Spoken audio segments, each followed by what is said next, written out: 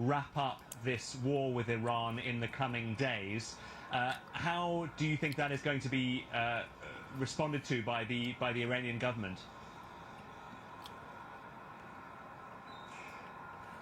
Those messages are not completely confirmed. It's not clear that they have really sent these messages, but there are a lot of reports that they have sent messages through Arab countries, which it seems that the Persian Gulf countries were involved in delivering that alleged message to Iran.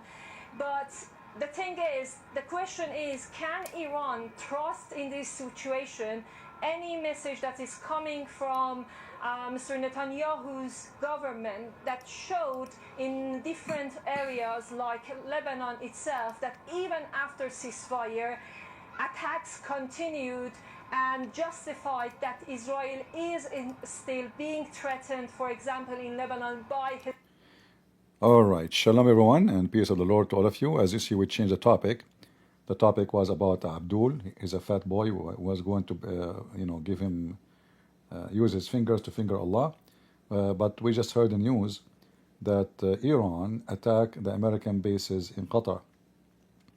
Now, obviously, this is kind of a movie, even though they did it for real, but obviously it is a theater. They informed the American more than 48 hours ago that they are going to attack the bases.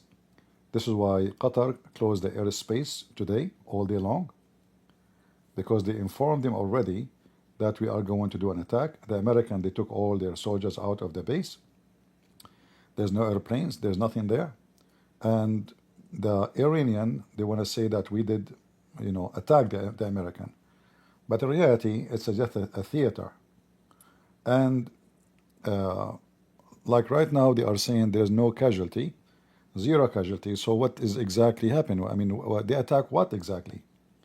It's just to say in the front of their people that we can really attack America. We can punish the American, as we see here in the news.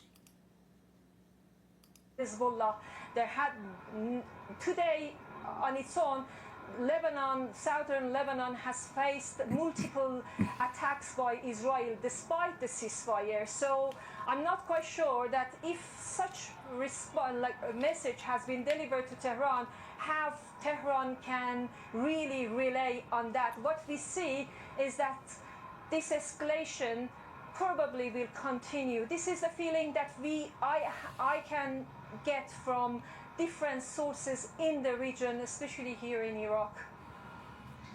Yeah, it's very interesting that you talk about that mistrust, Nefi said, because I'm sure that there is also a great deal of mistrust now from Tehran towards what Washington is saying, given the fact that Donald Trump appeared to give a 2-week window for diplomacy and then 2 days later sent in American bombers.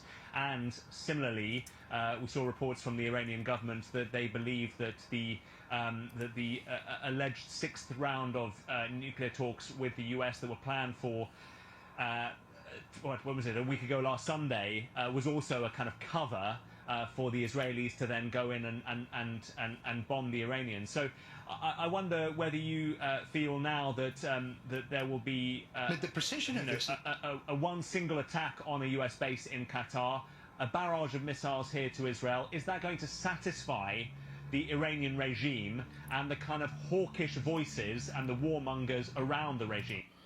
All right. So let me guess what a Trump he will do.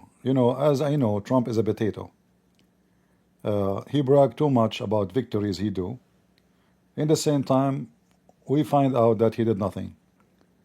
Like 2 days ago, we celebrate that he did attack the Iranian nuclear facility, right?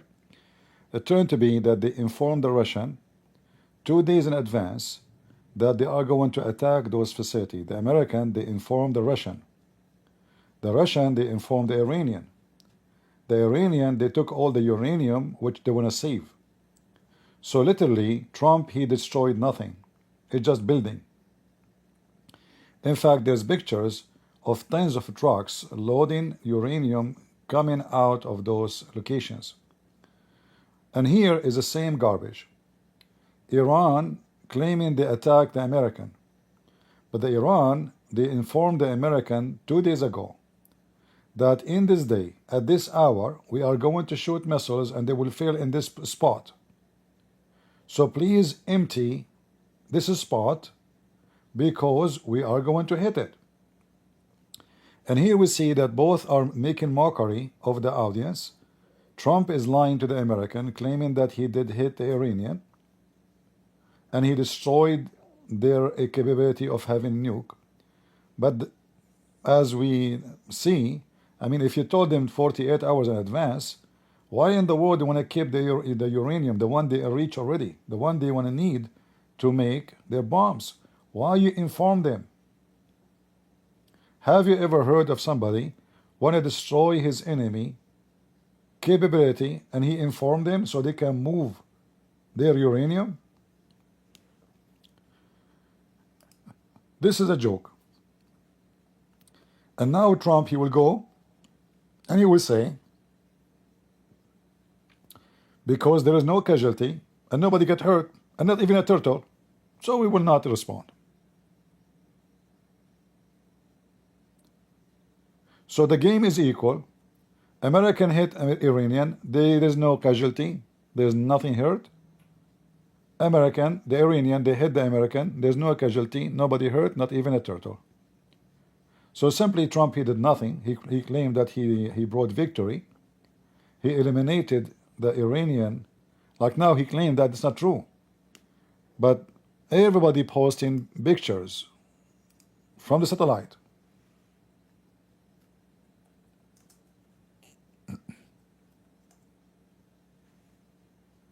Let me show you.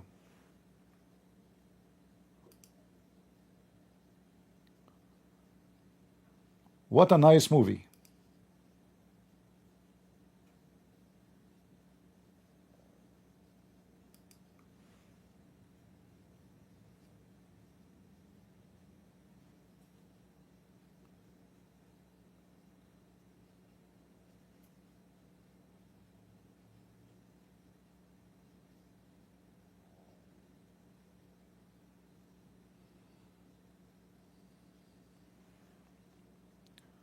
Let me show you.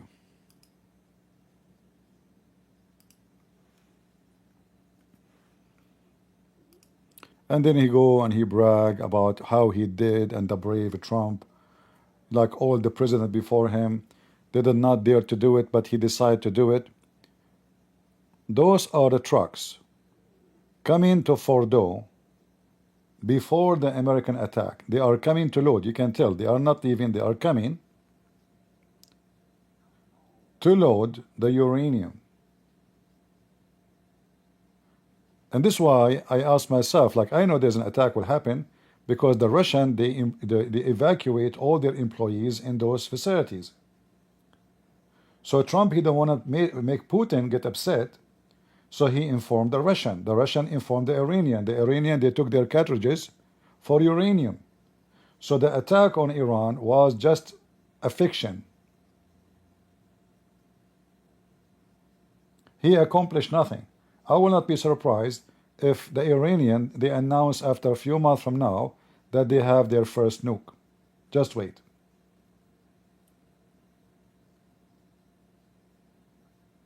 And, you know, we send the bombers and, you know, I mean, you told them just, you know, I mean, do you think we are stupid, you know, to keep those things there?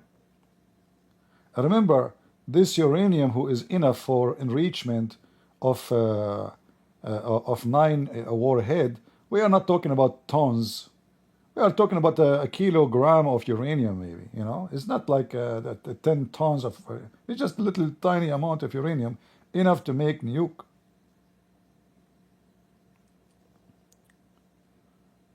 What a mockery Trump is doing to the American. The Democrats are laughing at him, lying to us about he destroyed and he run.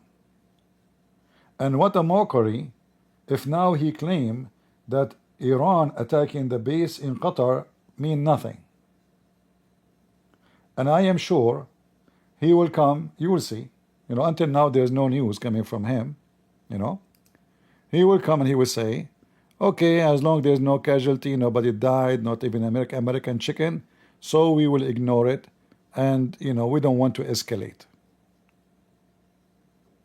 So Iranian and American, they are exchanging positions in lying to their people.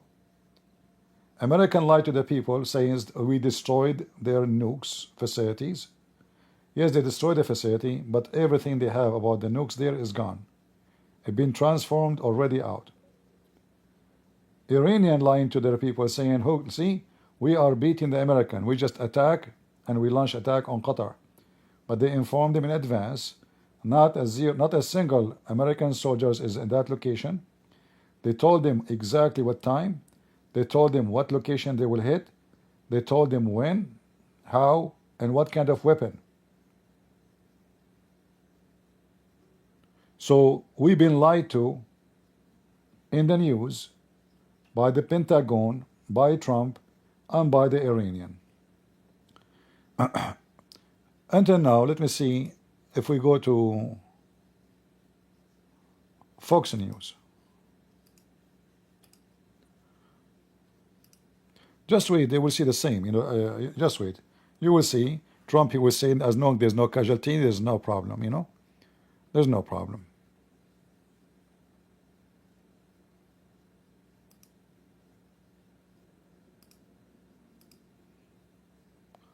I don't know why it's not playing. The Kingdom of Saudi Arabia expresses its condemnation and denunciation in the strongest terms possible of the aggression launched by Iran against the brotherly state of Qatar, which constitutes a flagrant violation of international law and the principles of good neighborliness, and an entirely unacceptable act that cannot be justified under any circumstances. We heard something similar from the Qataris. Bahrain certainly is probably of the same mind. All of them, they are lying. All of them, they are just playing a game. Qatar, they agree to be hit because they are not hitting them anyway. I mean, when they say they hit Qatar, like, did they hit Qatar really? It's a piece of land where the American bases is. They did not hit Qatar. This is number one. Number two, the Saudi crown prince is dancing in his ass because the Israeli and the Iranian are fighting. Number three, why the Iranian did not hit the Saudi? Because the American, they have bases in Saudi Arabia, but because Qatar is their friend, so hey friend, we are going to hit something like a firework at your country. Don't make a big fuss about it. All right. So it's an exchange of a game, and nothing of this is real. Those proxies have been mighty quiet since this all began 12 days ago. So I think Iran is increasingly isolated. I think the regime is increasingly fragile. The question is whether the Iranian people are going to be able to overthrow the regime. The regime would like to probably preserve itself. They needed to respond to this weekend's airstrikes by the U.S. military. They could not let that go unanswered. This answer came rather quickly in the. Somebody saying CP is out of his mids again. Potato, go check in the news and see, is it true that the Russian, they evacuate all their employees from those facilities less than 24 hours before the attack? Yes or no? Is it true that Trump, go to the White House website, that Trump, he informed the Russian that he will do the attack? Yes. So why in the world he want to inform the enemy that he is going to attack them if the purpose is to destroy their uranium? He is worried about a few Russians, they will die in the attack? Since when?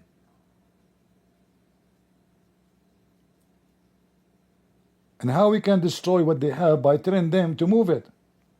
So here we go. CP is out of his mid, but this is in front of you. Those are satellites. They brought tons of trucks to move uranium from outside the facility a day before the attack. Question, why the American and the Israeli did not hit those trucks?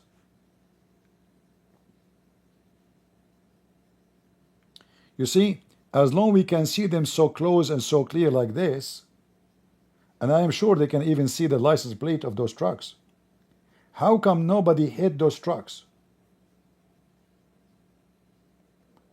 Like, what do you think they are coming to move out? Furniture? Potato chips? All those trucks, look how long the line is. Coming to move exactly what?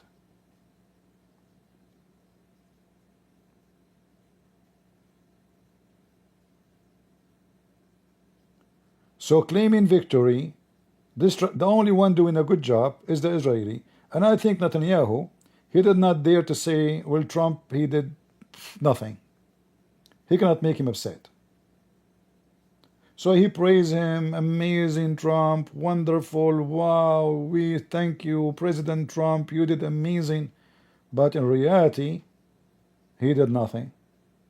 Who care about destroying the building? This is not what they are attacking. The attack is in the uranium.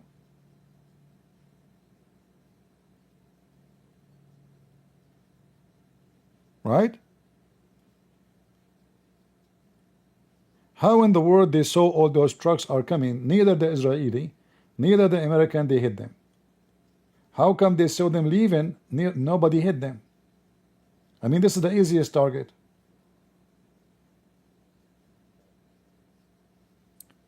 If there is an agreement between the Iranian and the American that we will not really hit your uranium, it looked like it. It's a showtime.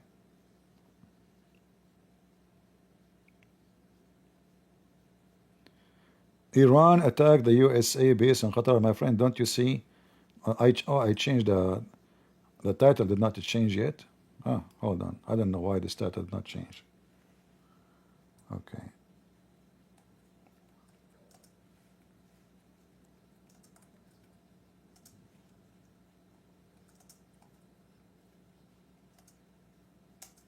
Here we go. We change it. I thought I changed the title. I don't know. Is it? Change? Breaking news.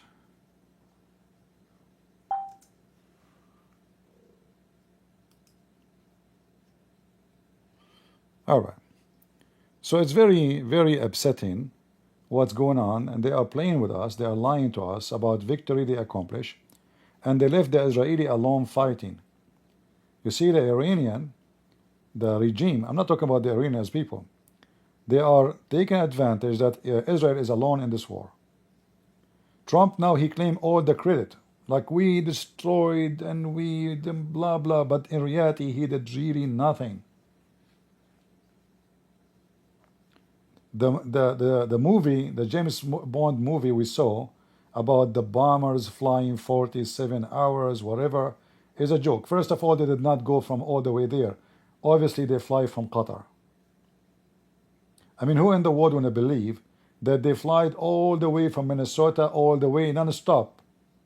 What kind of pilot he can fly that flight 47 or 37 hours without sleep?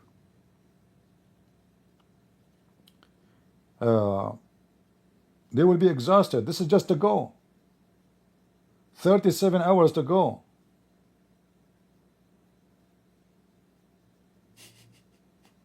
You know? So they are playing us, both sides, and everyone they claim to be victorious.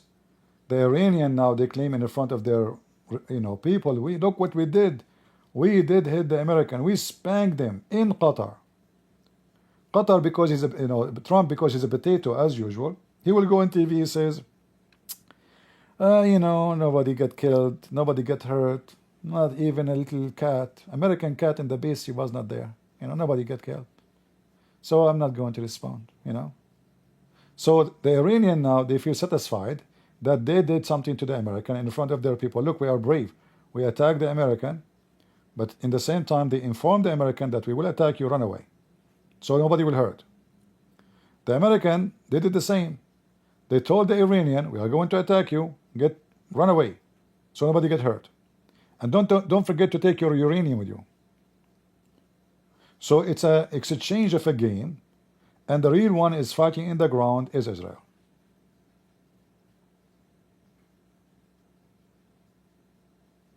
That is the truth.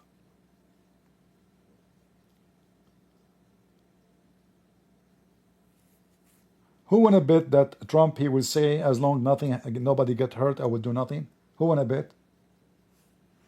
You wanna bet? Do you think he will respond?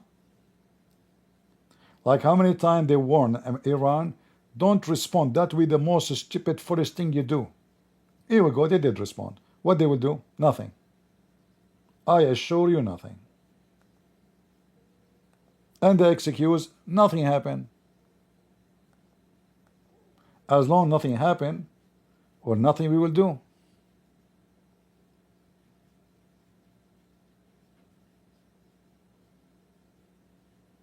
Right? Hosa Hola, he is saying, a CP gonna start worship the Israeli people as if three gods wasn't enough. I don't know, my friend. You are talking about worshiping the Israeli. I can show you from the Quran that your God Allah is kissing the ass of every Jew. Do you want me to show you? You wrote that yourself. Is that fair, guys? Do you dare to call me to show you that your God, he worshipped the ass of every Jew? Do you dare? Secondly, you son of Muta, since when the Christian they have three gods? If your God himself in the Quran says the Christian they say the Messiah is Allah, which means there's no three gods. Every Muslim is a potato, and we smash him, and they don't dare to debate us. Do you want to call me? Who is the one who worshipped the Jews? Your God. Let me show you. Let me show you. As long as you mention this topic. All right. Who is the favorite people of Allah? The Jews. Guys, did the Christian Prince say the Jews is my favorite people? No. Hold on. What's wrong with my keyboard? The letter is stuck. I type F, I type Q. Okay, finally. Read it. Who is the one who worshipped the ass of the Jews? Is that your book? Potato? Hola? Hola? Don't play dead now. Who is the favorite people to Allah? Is it the Arab? No. Is it the Indian? No. The black? No. Who then? The Jews. Are you there? And not only that, Allah, he favored the Jews over mankind and genies. Not only mankind. Chapter 2, the chapter of the Hindu, chapter cow, verse 122. O children of Israel, call to mind the special favor which I bestowed upon you, that I preferred you to all others. By the way, translation is false. I don't know who is the translator. Oh, Yusuf Ali. Let us show you the real translation better. Read and love. Your God is a Zionist. He is a Jew agent. Does it say that, guys? And now he will play dead, the Abdul. Play dead, it's okay. I understand. Play dead. Are you playing dead now? Who is the slave of the Jews? Your God. When the last time Christian Prince, he says, my favorite people in the world between mankind and genie is the Jews. Have you ever heard me saying that? Have you? Never. I never said that. This is your God. Even the genies? Like even the genie in the ball, Allah, he favored the Jews against him? Who's left?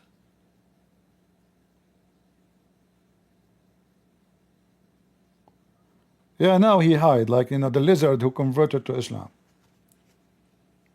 I mean, the lizard is the enemy of Allah who tried to burn Abraham, but then he converted to Islam after he died.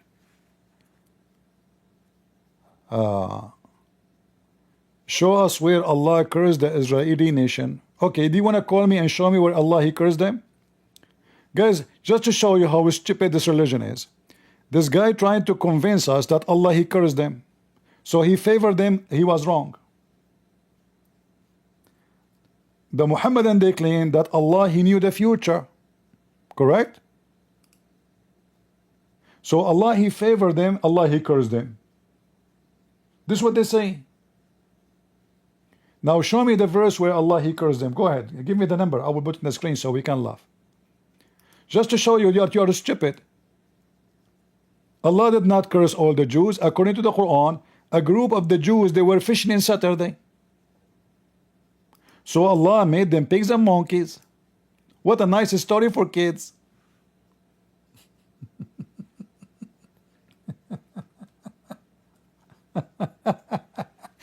Did you watch Mickey Mouse? This is the Quran. So Allah, he told the Jews not to work in Sabbath. Allah, he made the fish only come and play ballet in front of them in Sabbath, and they disappeared the whole week. The people, they get so hungry, they have kids to feed. So Allah playing games. So now the Jews, they get so hungry, they will need to eat. But every Sabbath, one Sabbath, second Sabbath, the fish come only in Sabbath. Allah, he made the fish come only in Sabbath. So those people, they get hungry. So they decide, what we can do, I mean, we have to eat. However, this is in total agreement with the Quran. The Quran says don't eat pork or pigs unless you are starving. So the Quran proved itself to be full of destruction. How here Allah, he cursed them for fishing in Saturday, but in the Quran Allah allow you to eat pig, you pig? Is it true the Quran allow Muslim to eat pigs? It does.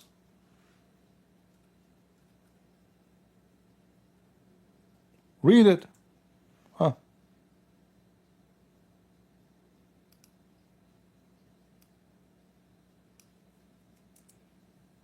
Do you see it?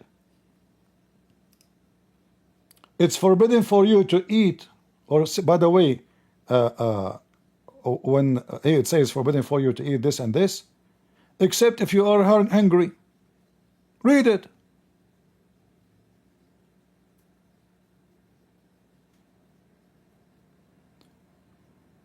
But if you are starving from hunger, there's no problem.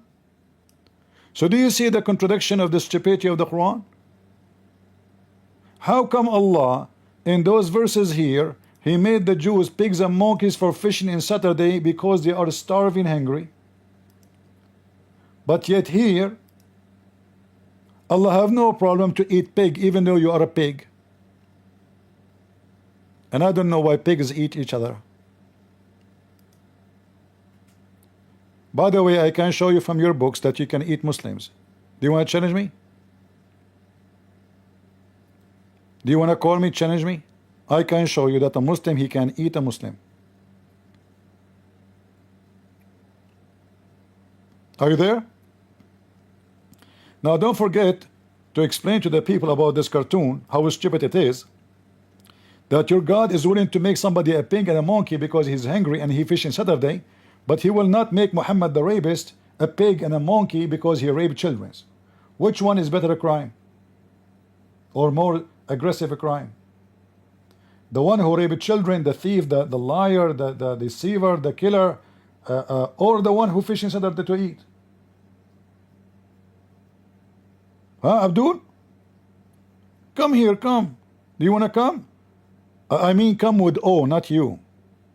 Because I know you cannot come. Your prophet, he could not come. I can show the reference. He said, I was the weakest person in booming in the world. And then I invoked my Allah and he sent me a dish of shish kebab. I ate it and I get the power of 40 men. And each time I want to have sex, Allah, he sent me the dish of shish kebab in less than 15 minutes. So, which means Allah could not even fix it. So Allah, he sent them a dish. Each time he want to do boom boom. All is a fiction, stupid stories. And you are talking about Jewish worshipping. Why your God, he cares so much for Sabbath, but you Muslims don't follow Sabbath? How come this God, he wanna kill you, he wanna make you pig and a monkey for breaking the Sabbath, but he don't make, let us say, the Friday? How come the Muslim, they can work in Friday? And Allah is not upset. Where is the forbidden day in Islam? Which day is a forbidden day? Let us say, for the sake of argument, Okay, Allah, He chose him for the Muslim Friday. Why it's not a forbidden day? Are you there? Potato.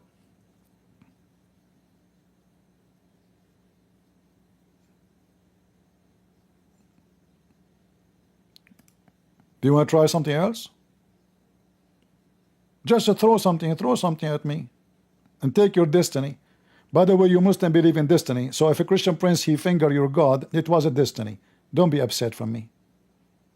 Don't you believe in destiny? Huh? It's a destiny, my friend, that there is a guy, he will be born, his name is a Christian prince, he will wipe the floor of Allah and Muhammad with his butt. Don't be upset from me. It's all destiny made by Allah. Is that right?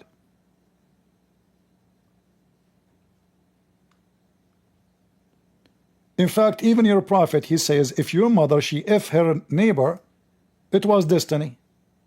Am I lying? Like your father go to work, your mother, she is staying home, but she is horny, and your father cannot do it like Muhammad. Allah, He wrote in her vagina, as Muhammad says, the name of every man will F her. And look what your prophet, he said, that every Muslim, verily Allah has fixed the very portion of adultery which a man will indulge in which he of necessity must commit. Yep, yeah, this is a necessity. Yeah, must commit. You can't choose. It's not a choice. So your mama, she go to the neighbor, she tell him, do you want to have some breastfeeding for adult? We start at the breastfeeding, okay? If I like it, we go for more. And then after she do that, she read this hadith to her husband. She said, it's the destiny. It's not my fault. Allah, He wrote it for me.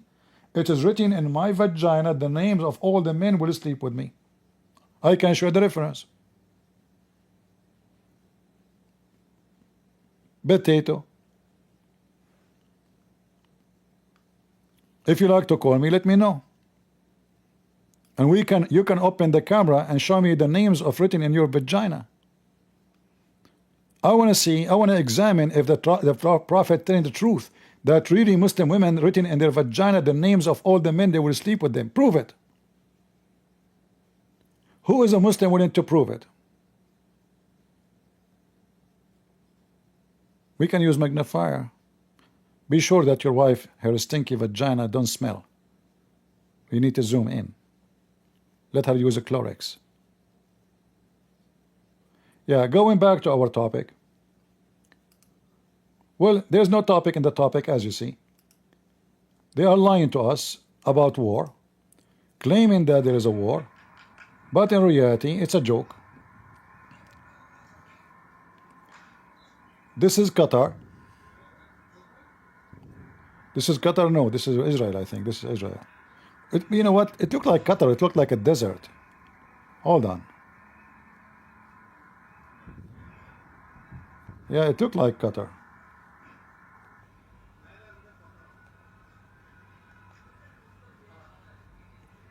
And why the Americans shooting the missiles if those are just empty, anyway?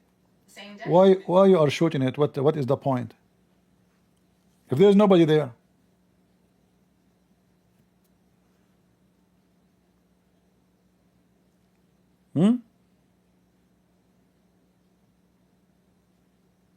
Any Abdul?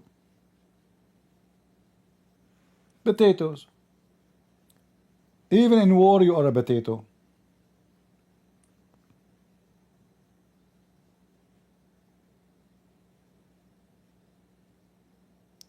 And now a Christian prince, he is beating the hell of you. What you will say? You will blame the Jews. Just face it, face it. If a Muslim man, his penis did not work, he blamed the Jews. How I can think about sex, honey. Do you see what the Jews, don't you see the news in TV? But what your penis have to do with the Jews? Can't you like take a break for 15 minutes? For 15 minutes, please, can you? Focus here, focus. Oh no, I cannot, look what the Jews are doing with the Palestinian. Do you see what they are doing with the Palestinian? What they are doing with what you have to do with the Palestinian? You live in Qatar, you idiot. What your penis have to do with the Palestinian? Go check how much Viagra they buy every year. I mean, even your penis is not fixed by Allah, fixed by the American product. Even their women, they buy Viagra. Shall I show you the reference? Even Muslim women, they buy Viagra because they have no desire for sex.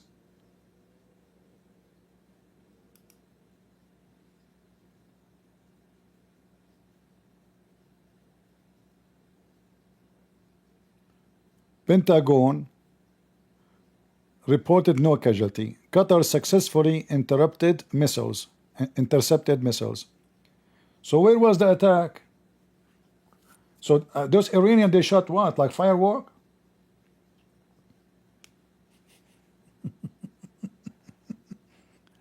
Not even one missile fell in the ground?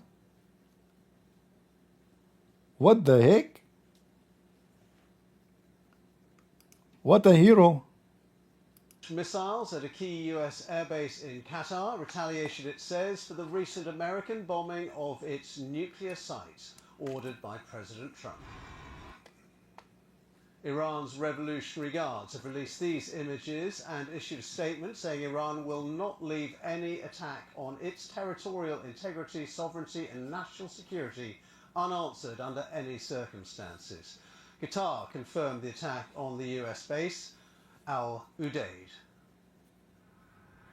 Well, Qatar called it a flagrant violation and said it reserves the right to respond directly. There are reports Iran may have telegraphed the attack in advance to Qatar and even to the United States, with indications this was a... Hello? Assalamu alaikum, Trump. Listen, Habibi. We are going to attack the base, okay? Yeah, at 6 o'clock p.m. Yeah, please tell the American not to be there. Yes, we will hit next to the empty... You know where the garbage can, brother? Okay, we will hit in the garbage. Yeah, not the recycle. No, the recycle are prices for you. I know you like money. We will hit the garbage with the stinky stuff. Okay. Yeah, please remember 6 o'clock. Did you receive the telegram? We sent you telegram. Like Mayday, did you receive it? Okay, confirm. Okay, we will hit. Count with me until 10 million. When we finish 10 million, we will shoot the missiles. You will have enough time by then to leave? Okay, no problem. I mean, what kind of attack this attack is? You call them, you tell them I'm going to attack you. You tell them even where. Like what base, what place, what location, what time. And they claim that they respond. Ione Wells, who's in Jerusalem, and Nafiseh Konavad, who's in Baghdad. John, let's go to you first of all. All eyes really on Donald Trump now to see how he responds to this response from Iran. Yes, and as you say, everyone wants to know the answer to that, and I don't think I can give that. We're going to have to wait and see. But certainly, since these attacks were launched, it does seem that they were somewhat telegraphed. There was some sort of warning, and we've actually just had the Republican Speaker of the House of Representatives here saying that this sort of response from Iran was anticipated, and given that there are no casualties reported on the ground, no US servicemen injured or killed, we don't even know whether any of these missiles from Iran met their target. I do think that certainly the Iranians are giving a signal that, you know, this might be some sort of off-ramp. Everyone, as the previous guest here on BBC World was saying, is playing to their domestic audience. That's what Donald Trump has got to do. That's what the Qataris are doing, the Israelis and the Iranians. So the Iranians, they needed to send a signal that what America did on Saturday evening, the early hours of Sunday morning, couldn't be met without some sort of response. But it does seem that this was relatively moderate in terms of the damage it's done. What damage? If they hit the missiles did not even hit the ground, and the damage is done. There's no damage. They intercept all of them, and they shot only 3 missiles. Three.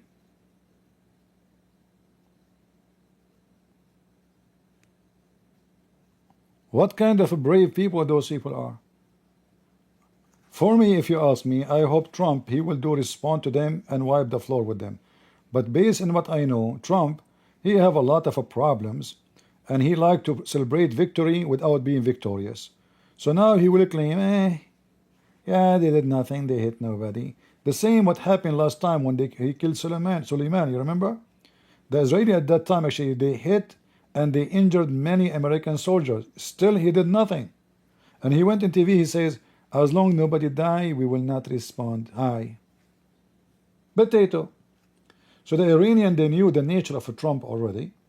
They knew he's a show boy. He liked to show off. You know, look what I can do. Like, I'm the hero. Praise me, everybody. Hey, Netanyahu, look what I did. And then we check in reality, we find that none of this really happened. And if what all the news is saying, that the nuclear facility were emptied before the attack, that means Trump really is lying to us. And look, those pictures are taken before the attack. Trucks are coming to unload, to load all the cartridges, which is the important ones. I don't think they can unload them all, but they will take the important ones out, you know, as simple as that. And if you can't tell me why those trucks are coming to this place, you guess maybe they want to move the cafeteria from inside. They are worried about the coffee machine, huh? Maybe they want to take the toilet seats from the building because they are expensive, made in Germany. So the American, the Israeli, they saw all those trucks and nobody attacked them. Why?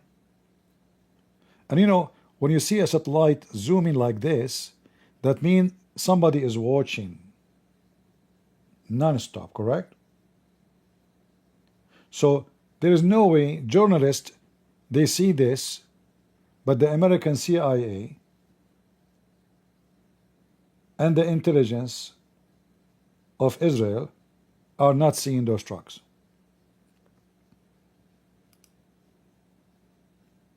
Right?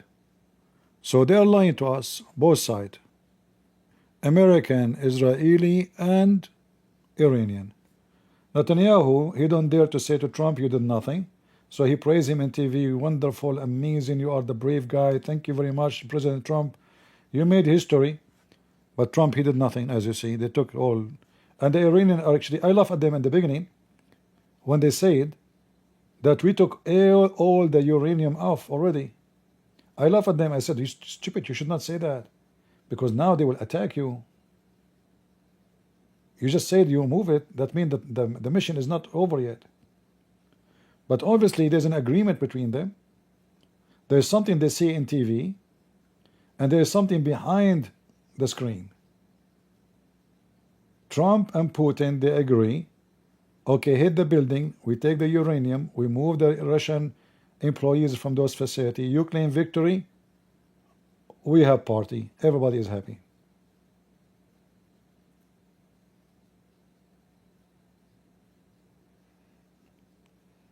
Now, I was going to go today and talk about this lesbian boy, but we will make it maybe later at night because this news came urgent, so I switched the topic to be about this. All right? Let us see if any news coming from Trump. For sure, he's drinking coffee, is he? You know, he will say there's nothing happening anyway. Don't worry about it. For any further attacks on any U.S. bases. Trey, in terms of the Israeli response that continues, what's your sense of what they were able to accomplish? And did the attack on Saturday night soften up any targets that they were able to then go back into over the last 24 hours? It's a great question. When President Trump ordered those strikes against Iranian nuclear facilities, the Israelis wanted to ensure that Iran couldn't go and determine how much damage was caused or try to repair anything that was hit in the U.S. strikes over the weekend. And so earlier today, outside of the Fordo nuclear facility, this large fortified facility that President Trump ordered the strikes against, the Israelis hit the access routes to Fordo so that the Iranians were not able to send teams in to assess how much damage had been done. Martha?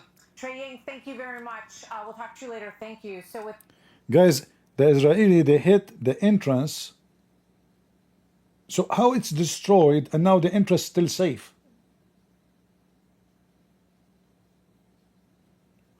Like, can somebody explain to me what they are talking about? How we put bombs can destroy a mountain and the entrance is still working and they can get in? What this guy is talking about?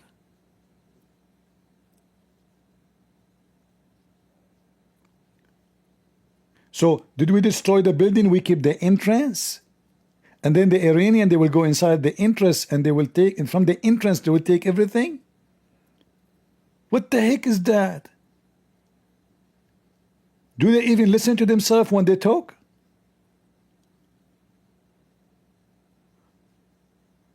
Second day, we hit the entrance so nobody can get in. Get in where? I told you destroy it.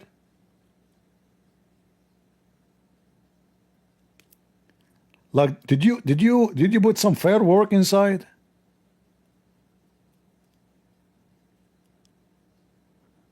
What do you mean get it wrong? He just said, we hit second day, we hit the entrance so they cannot get in and assess the damage. Does that mean it's still safe? How you can get in? Like, imagine you bomb them with 6 bombs. 6, not 1. Each one of them tons of explosions. And then they can get in?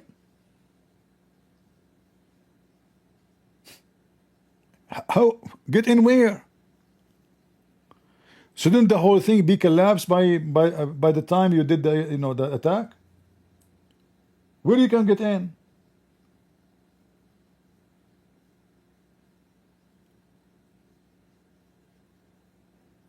There's something not right in what they're saying. Everybody is lying at us from every side. Iranian, Israeli, American, everybody is lying. With that, we want to bring in retired U.S. Navy Commander Kirk Lippold, who commanded the USS Cole during the 2000 Al-Qaeda terror attack in Yemen that killed 17 of our American sailors. It was the largest Al-Qaeda strike that took the lives of Americans prior to 9/11. Sir, thank you very much. It's good to have you with us today. Thanks for being here. Thank you, Martha. So give us your reaction to what you just saw today in Qatar. What does it tell you about Iranian ability to retaliate, and where do you expect it to go from here? I think what you actually saw today, Martha, was a very calculated response on behalf of the Iranians to save face. The fact that they equate it to the number of bombs that were supposedly dropped, clearly that number is a mismatch, but nonetheless, that's what they are advertising, again, as Jennifer mentioned, for their domestic consumption to make it appear that they are responding against the great Satan and doing something. At this point, as well telegraphed as this attack was, to the Qataris and to a lesser degree, even the United States, what we are seeing is calculation on behalf of the Iranians to say, okay, we've responded to the United States attack from this past weekend. Question.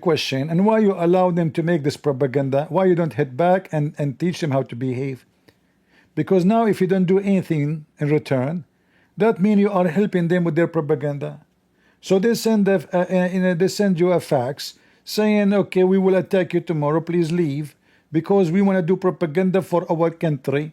And because the Iranian will be upset if we don't do something. But so we have to do something. So please excuse us. We are Iranian regime, and we are Islamists, and we are a bunch of cowards. Can you please help us? We will attack you, and you do nothing about it.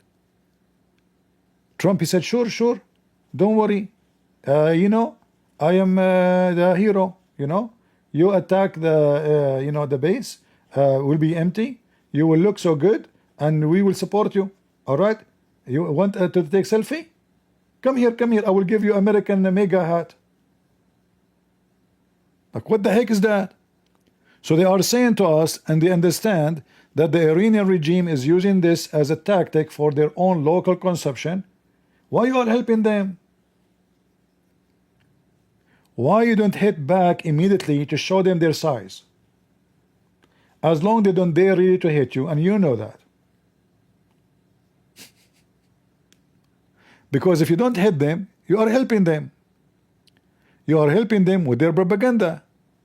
You are doing it.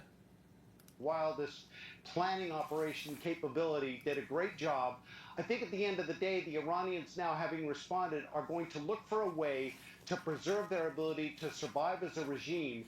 But if we keep shutting off avenues for them to survive, along with the Israelis, then I have no doubt that the Iranians will turn to asymmetric warfare, and they will attempt things not only around the world against U.S. national security interests, but quite possibly here at home, especially given the number of unknown Iranians that came across the southern border. So the threat remains. Iran is still dangerous. They should be considered through that light.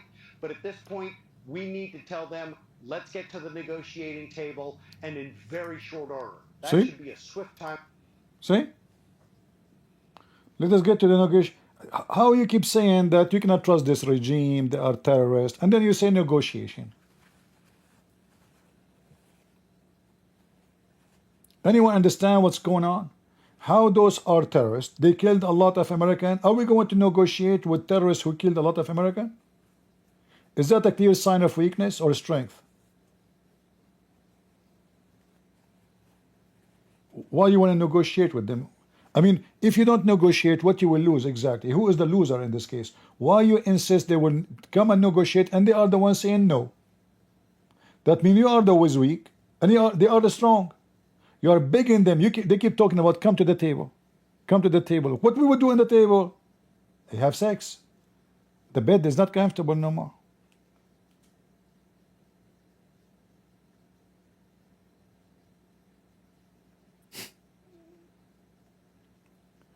What does it mean to bring them to the table for negotiation? About what? Why you don't? Because if you bring them to negotiation, that means you have to lift the sanctions. That means you have to support them. Leave it as it is. Let them in the corner forever. Nobody can buy their oil. Nobody can do business with them. Nobody can support them. Nobody can sell them. Nobody can buy from them except the two beasts, the Russian and the Chinese. Why you want to negotiate? About what exactly you want to negotiate?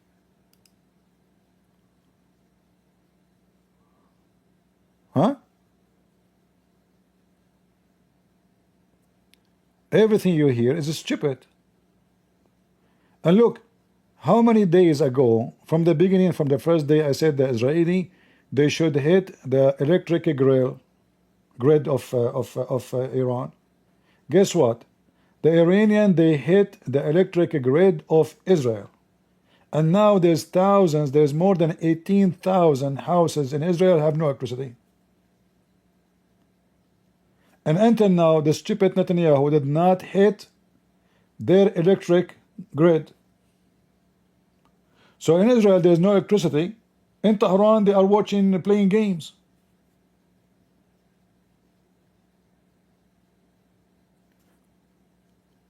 What kind of leadership this leadership is?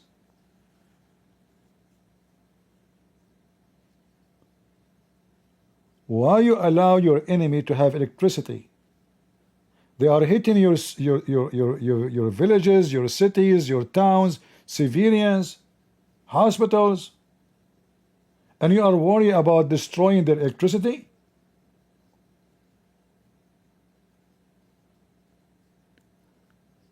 What do you mean that's not true?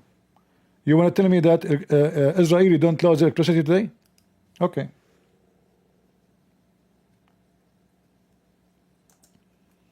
Shall I show you? Not true, not true.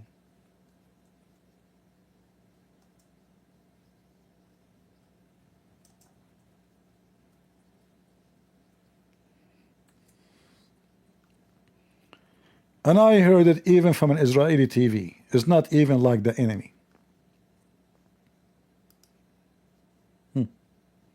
Not true. This is not true. Is the Jerusalem Post is made in Iran? Not true.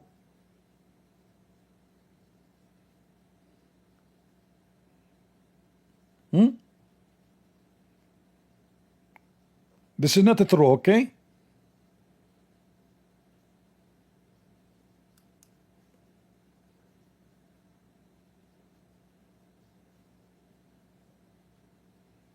So they are destroying your cities, destroying your building, destroying your houses, and you are worried about their feeling.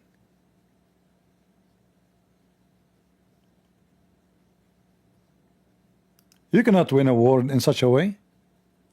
You cannot be civil with the savage. That was for 4 hours. It doesn't matter. 4 hours is a lot. Guys, 4 hours only. If they could, they will make it for 40 hours, 40 years if they could. So the point is they are targeting your electric grid. What is the target? Your electric grid. Are they hoping for 4 hours? No. Like sometimes I feel like I'm talking to walls. If they are hitting your electric grid, that means they want you to be without electricity. As simple as that. So if they could not make it happen more than 4 hours according to you, that's because they did not succeed to make it longer. The damage was not enough to make it bigger. But they wish. So why you don't do the same, but make it for 40 years, not for 40 hours?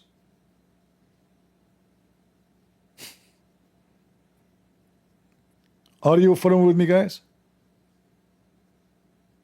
Because if you take the electric grid from Tehran,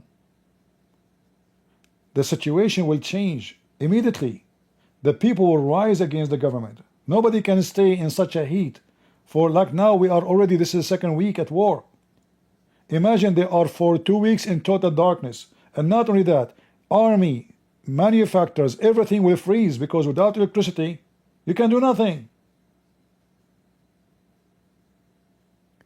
And there's no generators can be enough to take the place of the grid. So you hit the electric grid, you hit all their fuel, so even generators will not work because there's no fuel. And the grid is gone. And then the whole country is in dark. And then you hit every electric tower and every a communication tower. The whole country go in dark. Communication, internet, a phone, even food, even water, because water need pumps. The pump need electricity. The electricity is gone.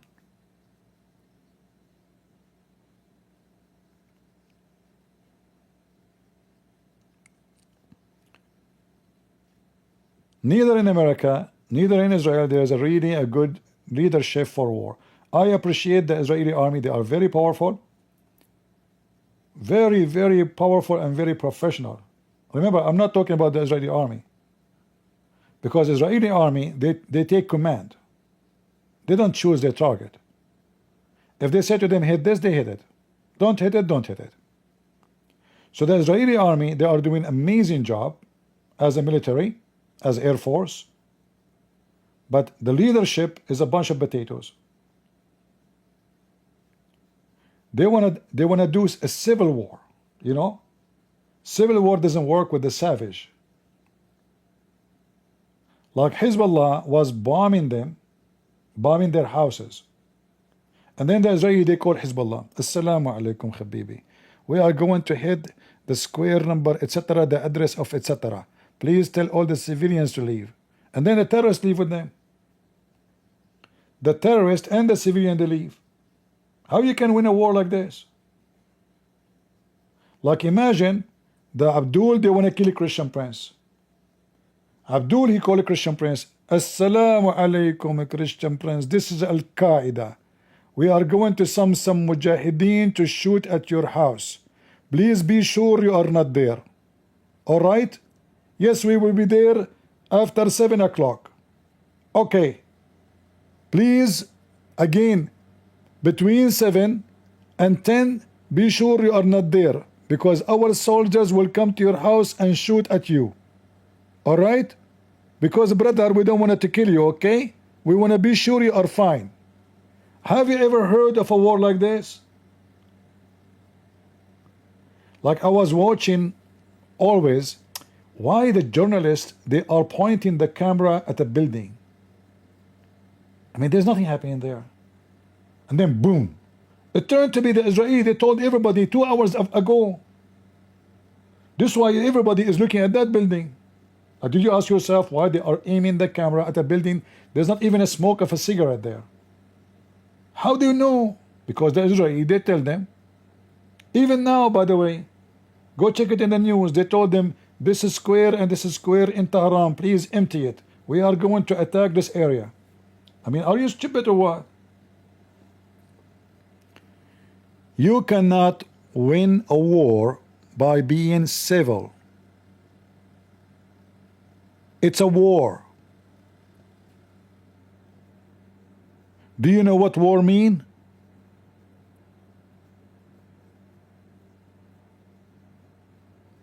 Especially you are fighting savages who they are willing to kill your civilians with no mercy. And I am not encouraging, by the way, to hurt civilians, but you cannot win the war by doing what you are doing. Either winning the war is more important or hurting the feeling of some is more important. Which one? Choose it. Right? Until now, Trump is nowhere to be found. Trump is playing golf, I guess. Where is Trump?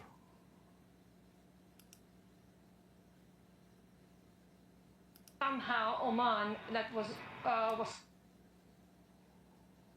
once in the Middle East, whether it involves the U.S. or other parties.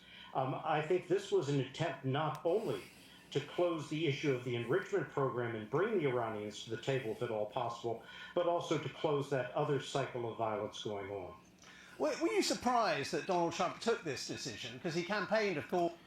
I just saw a news from Iran saying that the Ukrainian intelligence, they try to destroy a manufacturer in Iran. The Ukrainian intelligence, they try to destroy a manufacturer of drones in Iran. And they are saying they were able to stop the attack.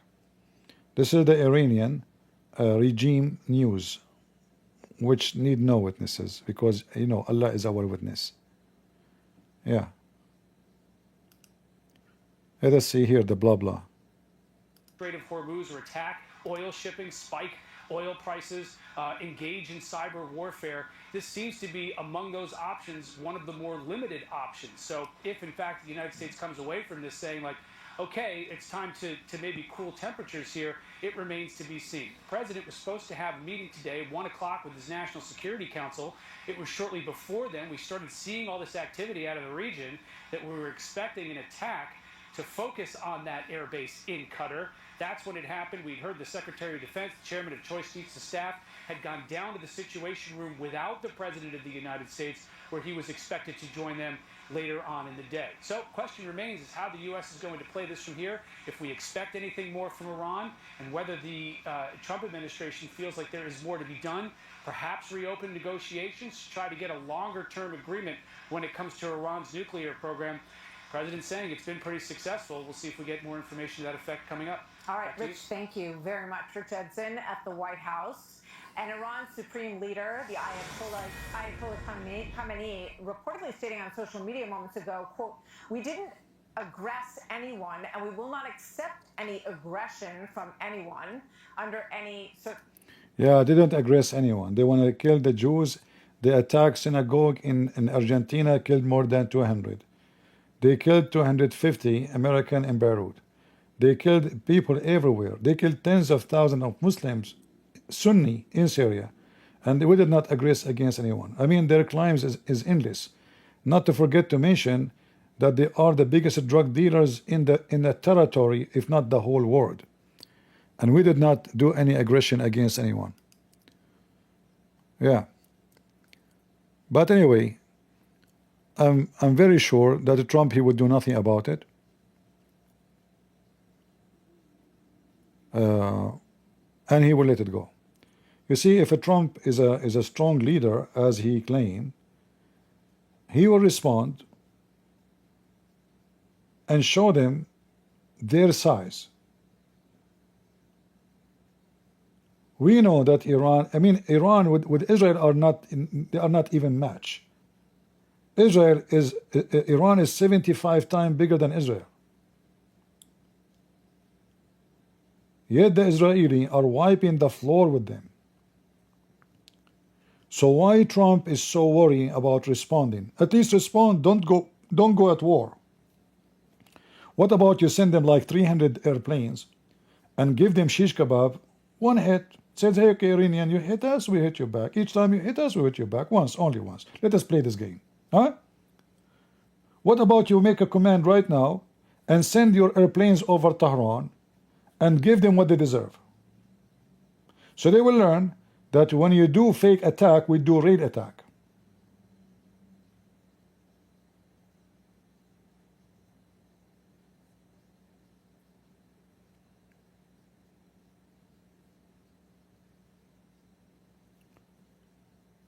You notice here how the Iranian, they don't really care for America.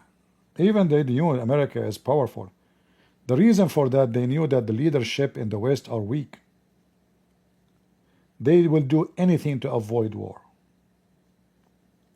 And when your enemy, he sense, it's like, you know, you have a dog. A dog will go crazy on you because he smell your fear. If the dog is intimidated, he will sniff like a cat, you know, he will become, because intimidated now.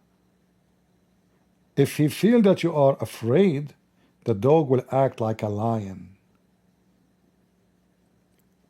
And this Chihuahua, the Iranian regime, he can sense the fear of the Western. They don't want to go to war. And this is why he's acting like a lion, even though he is not even a Chihuahua. So it's not the fault of Iran to act in such a way. It is the fault of those Chihuahua in the Western command. Those Chihuahua, they are sitting in the top of a massive lion.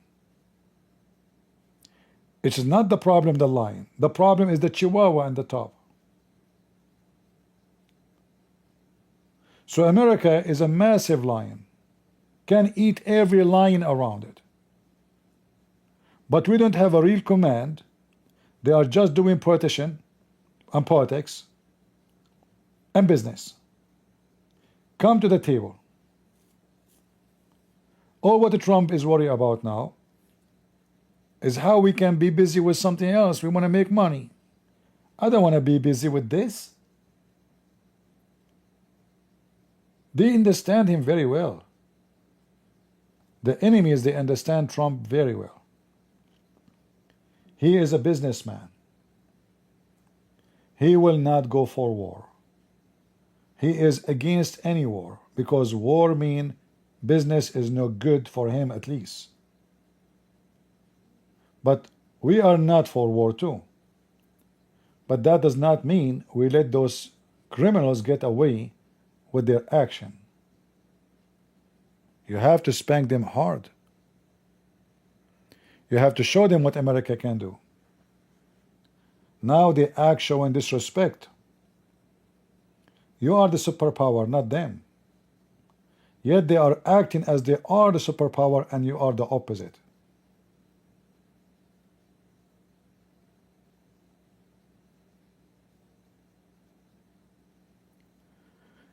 He does not want death. Well, this is funny, by the way. I mean, you don't want death. I don't know how you can make victory over your enemy without death. What, you wanna kill chicken only? So why you have army? You have army and airplane and making those massive bombs to do what? You don't want to cause death? So what do you want to cause? Fever? What exactly that mean? Why we spend all this money in this massive army? If we could not stand against Iran, we will stand against who? China? If Trump is afraid to go in conflict with Iran, how he can save the ass of Taiwan from the Chinese tomorrow?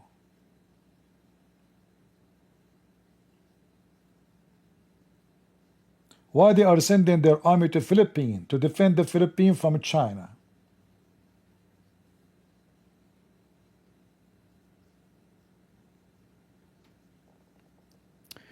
The Israelis spit on the prophet Jesus. Why do you defend them? Lala Queen, thank you for saying that. That means your prophet, he's a liar, because according to your prophet, nobody can do that to Jesus. So what you are saying to us, Queen, that you're a prophet, he lied about the story of Jesus being in the cross. Thank you very much for confirming that the story in the Bible is true and Muhammad is a liar. That is a good point you made. Secondly, Jesus in the cross, he said, forgive them, Father, they do not know what they are doing. So if Jesus loved them and he forgave them, why you hate them? Number three, you Muslims, nobody spit at Jesus as you Muslims. You made fun of his Bible. You kill his followers. You burn his churches. You rape the Christian women. And the Jews spit at Jesus?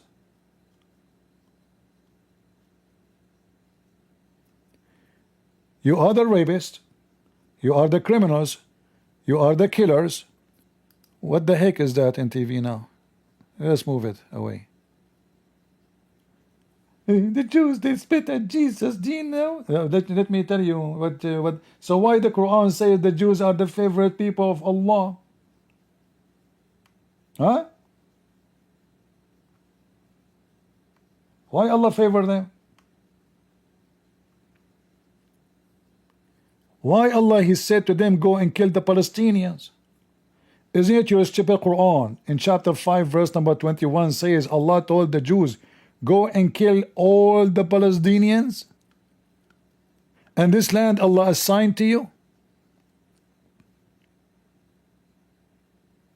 Why Allah defend the Jews? Is that your book?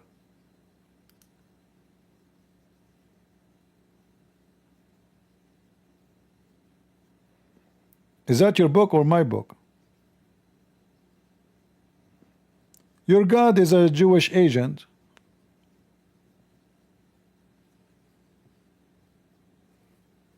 Same time, we as a Christian, we understand very well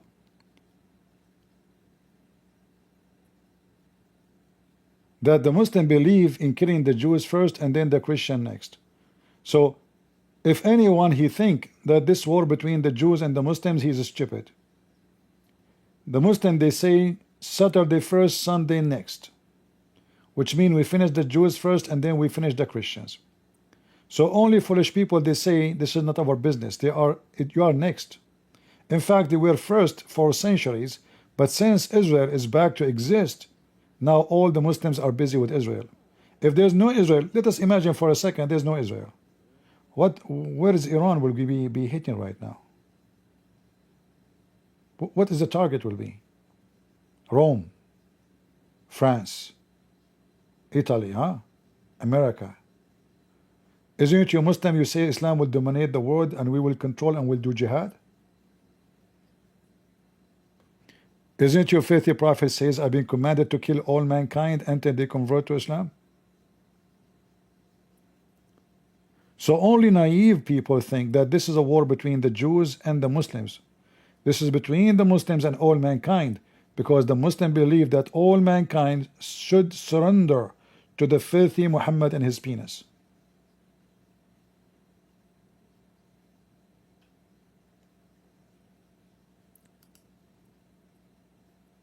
This is what Muhammad said. Mudhammam. His real name is Qasim Mudhammam, which means the one with bad behavior, filthy.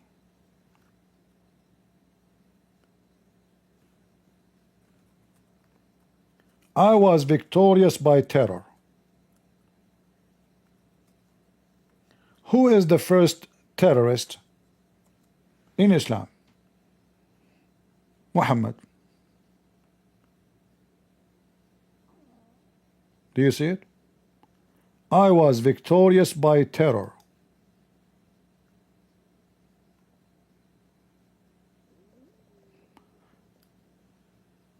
Terror is the way of war in Islam. It's not war, it's terror. So we terrify you, so you surrender. Because if you became a coward, you have a fear, you tremble. You don't want to fight. I cannot make it with those terrorists. This is the whole idea of terrorism. And Muhammad is the first terrorist. His God is a terrorist. In fact, even inside the Muslim family, terrorism practice. The man, he beat his wife to do what? Why the Quran chapter 4 verse 34 says beat your wife? To practice terrorism. Huh?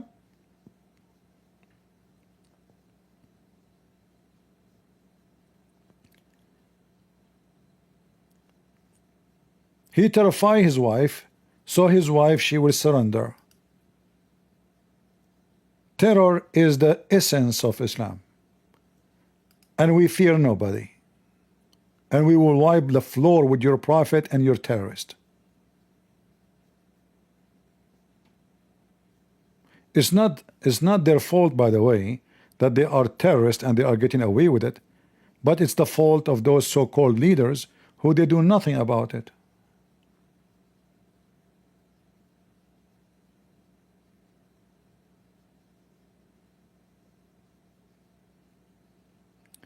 Trump, he meet with his intel team as Iran retaliate. Let us see what Trump he will do. But I am sure he will say, as long nobody hurt, I will do nothing with it. Today, what kind of update can you give us on these operations? And curious about Evin Prison. Have any prisoners been released as a result of the bombing of that gate that we just showed?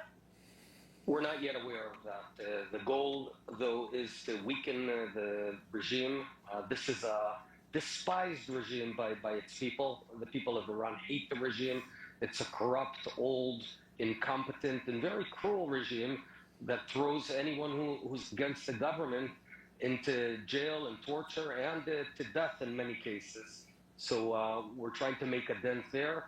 At the same time, we are continuing to peel off everything we can from the nuclear program. We'll see. We'll know in the following days the precise damage that was done at the Fordo enrichment center. And then I guess we'll all be a bit smarter. Yeah, I want to ask you about that. We have some pictures of these 16, I believe, trucks that were on the Fordo site before the attack on Saturday night. And they appear to be taking, loading something up and taking it out of the area. We understand that there are 900 pounds of enriched uranium in this facility. Do you think that it was taken somewhere else? And was the IDF able to find that location?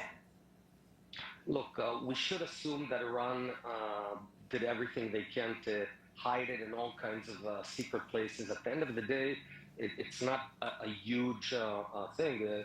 Uranium is a very condensed material, so you can hide it in caves and tunnels, etc., etc. See?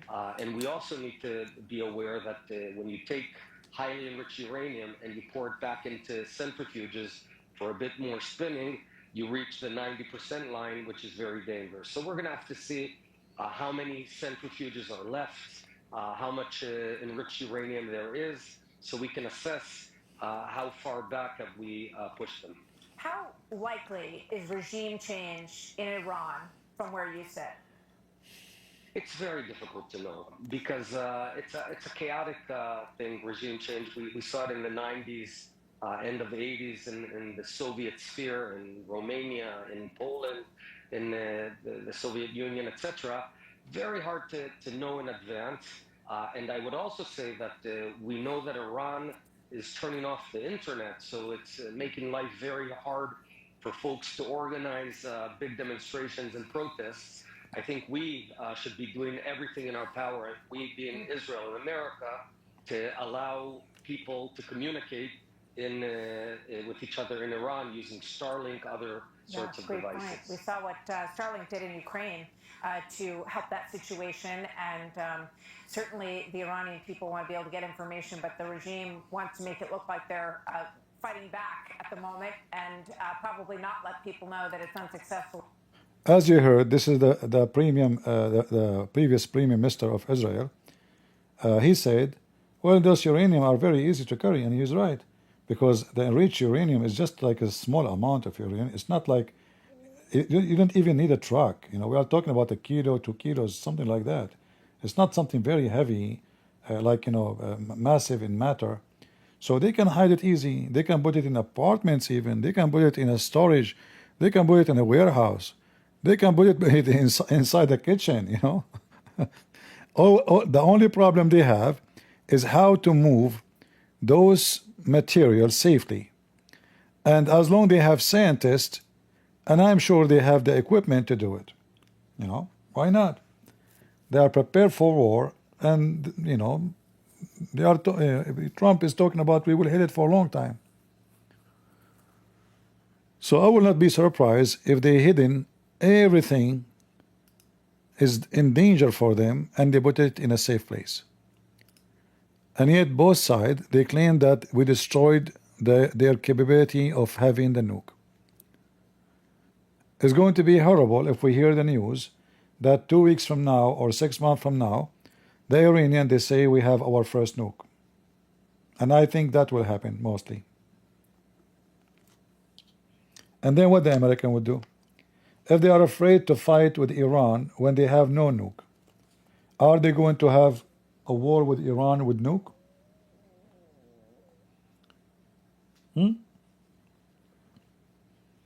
They have no nukes now. And yet Trump is counting to 1 billion before he do hit.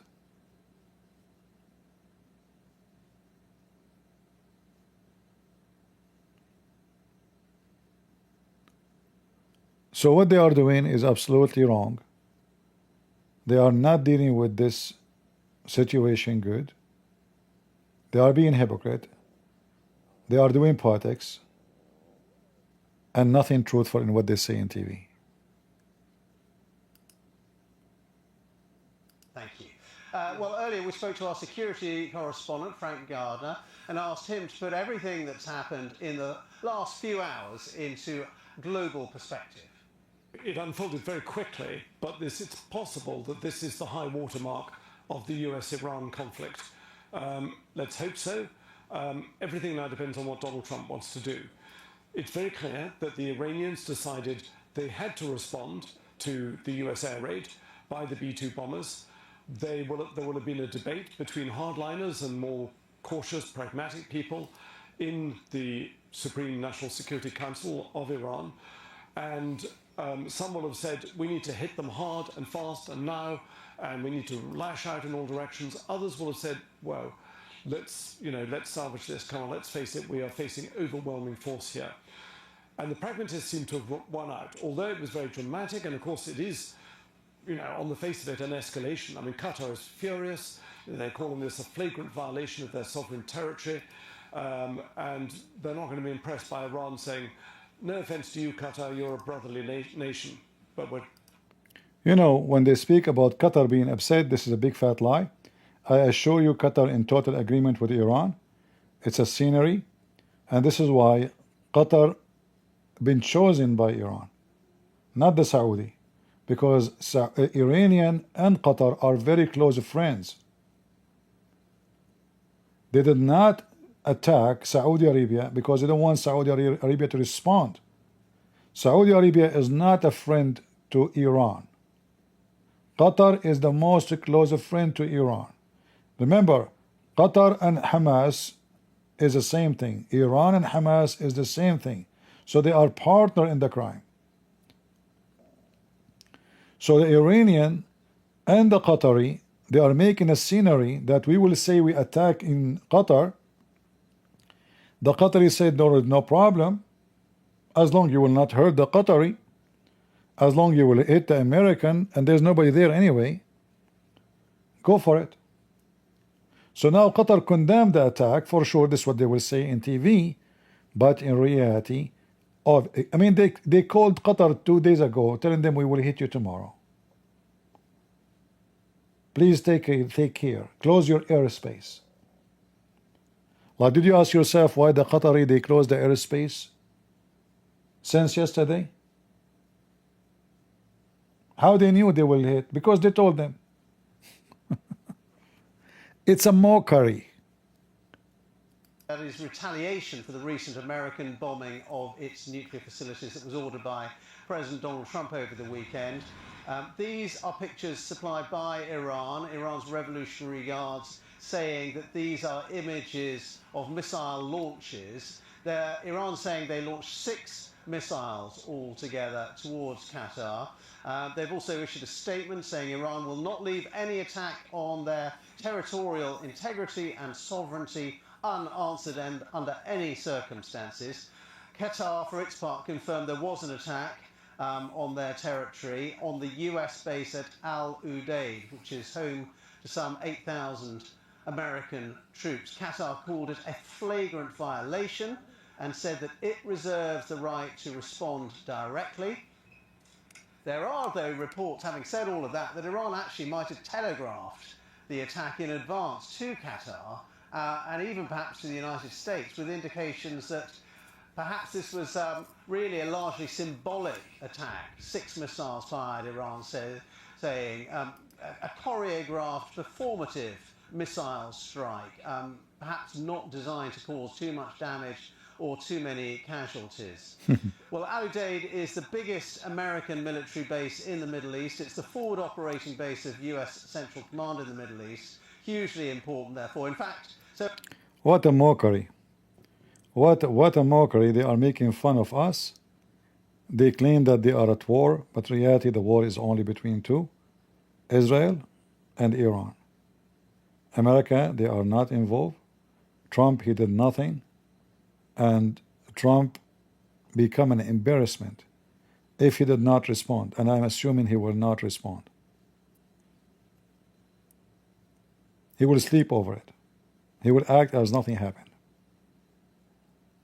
And that will make the Iranian, feel proud about what they did. Look, we attacked the American.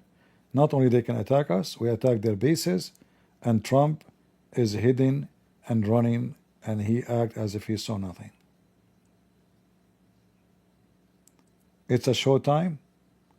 Neither Iran want to have a war with America. Neither America want to have war with Iran. Trump, he claimed victory over something he did not accomplish. Iran claimed victory over America over something they did not accomplish. The only one is doing the accomplishment is Israel. Those are the only true soldiers are involved at war now. And the American and European are watching Israel fighting alone. And they are waiting for Israel to destroy Iran. Western countries, including America, they don't want to get involved. They are a bunch of business people.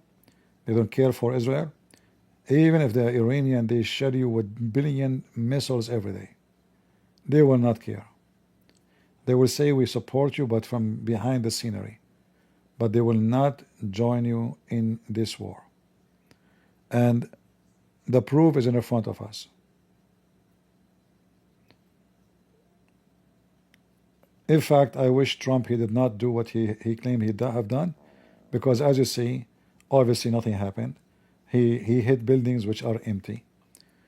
They took everything from inside the buildings. There was nothing there.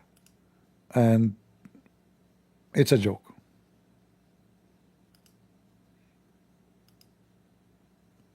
Those are trucks. They were there a day before the attack, taking whatever they need from inside this facility. I never heard of somebody want to destroy a very sensitive target, involve something we can carry, like we can move. Like this is not just like a machine they cannot move out. We are talking about things we can move. Uranium. Why in the world he want to tell them in advance we are going to hit you tomorrow? Like, when we heard the news, we thought Trump is playing deception.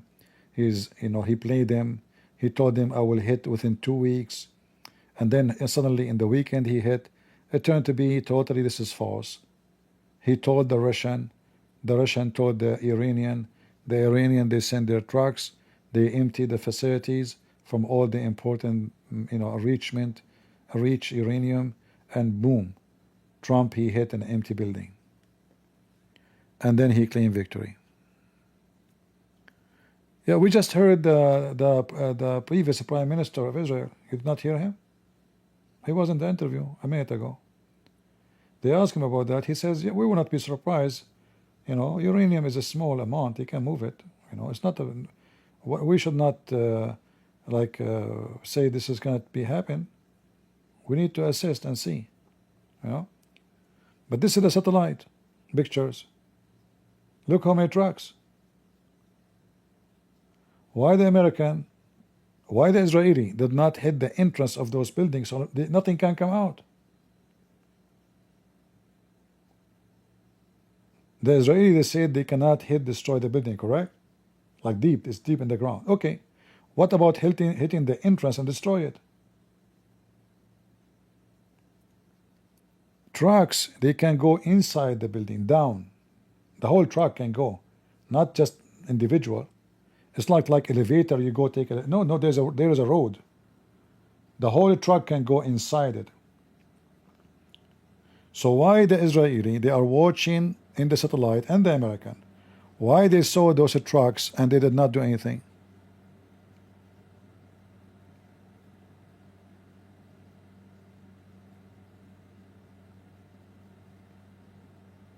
And then they claim victory and we destroyed it and we finish it. And then just wait, 6 months from now, maybe a year from now, we will hear the Iranian announce they have their first nuke. Fake victory, fake war, and fake accomplishment.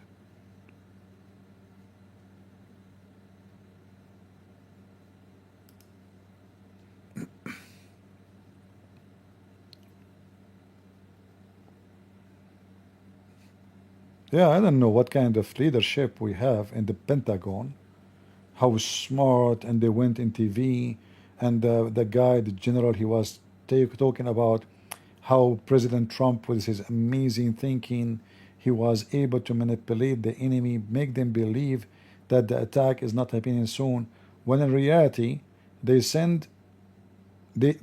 called Putin.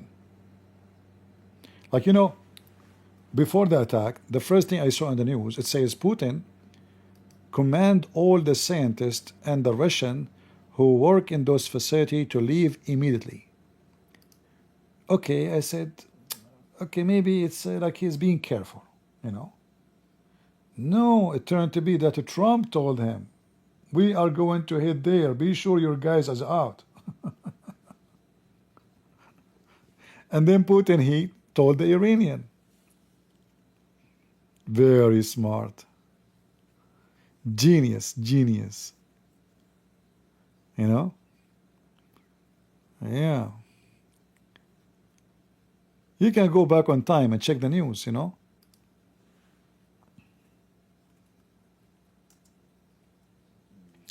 Let's see, hold on. Russian scientists to evacuate nuclear facility Iran. I say Iran, Google type urine.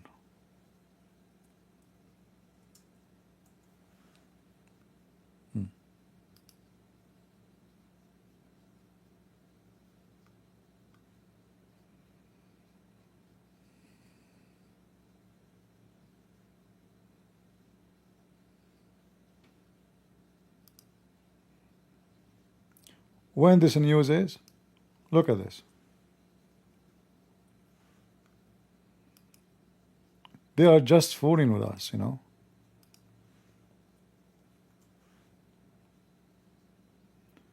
Russia pulls its scientists out of Iranian nuclear plant as Israeli strike threatened decades of collaboration. Okay, what time this happened? What is the date, guys? June 20. Now this is the news, by the way. It doesn't mean it happened exactly in this time, but this is before the attack. So the Russian, they did not move any of their scientists all this time. Imagine the Israeli are hitting all this time, and the Russian, they did not move one employee, which means nothing happening there. Only now, the Russian decide to move all their scientists out. because the American, they told them we are going to hit.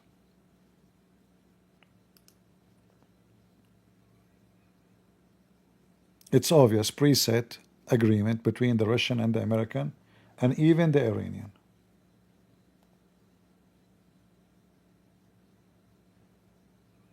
Trump, he want to make himself a victorious. As usual, he like to appear something special. He claimed he made victory, and in reality, it was a show time.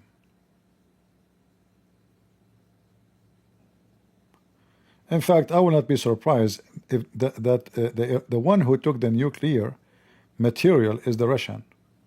It might be the American and the Russian, they have an agreement. We will keep the uranium safe, and you go ahead. Is it possible? I think so. Because the Russians are involved very deep in this scenario.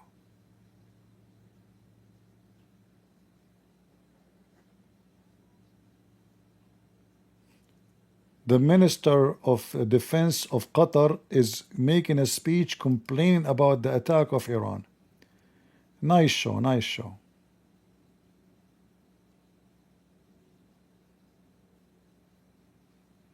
Very nice show.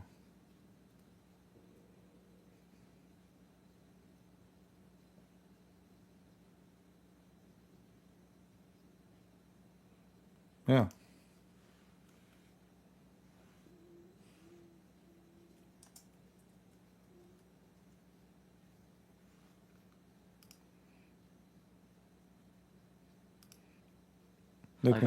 Let me show you. This is the Qatari Minister of Defense.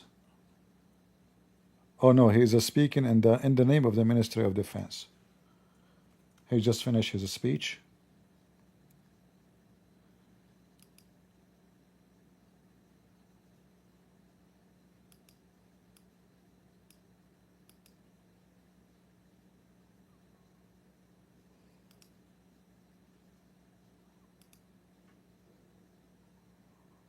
Yeah.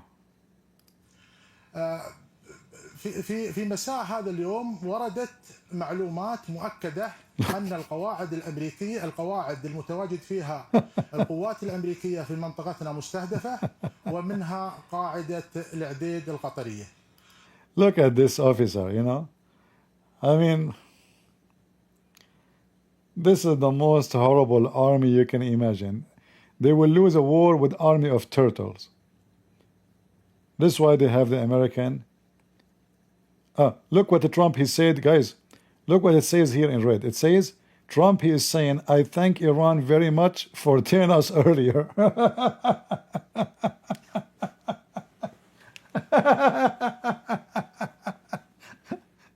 In red, it says, Trump, he said, we thanks Iran for telling us earlier.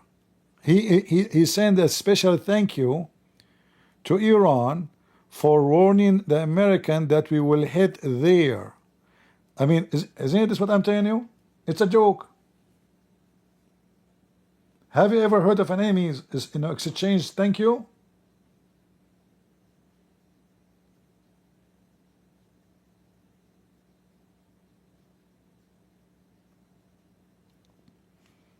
Yeah, you can use your phone to translate what I'm showing you if you don't believe me.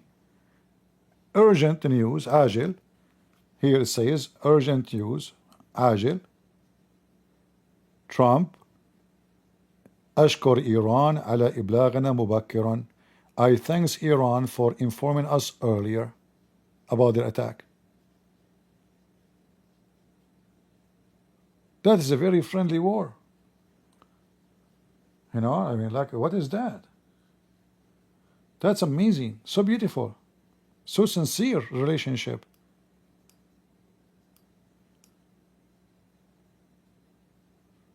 And look at those, the Arab are meeting together now to discuss the situation. Iran, Trump is saying now, the response of Iran is so weak. Really.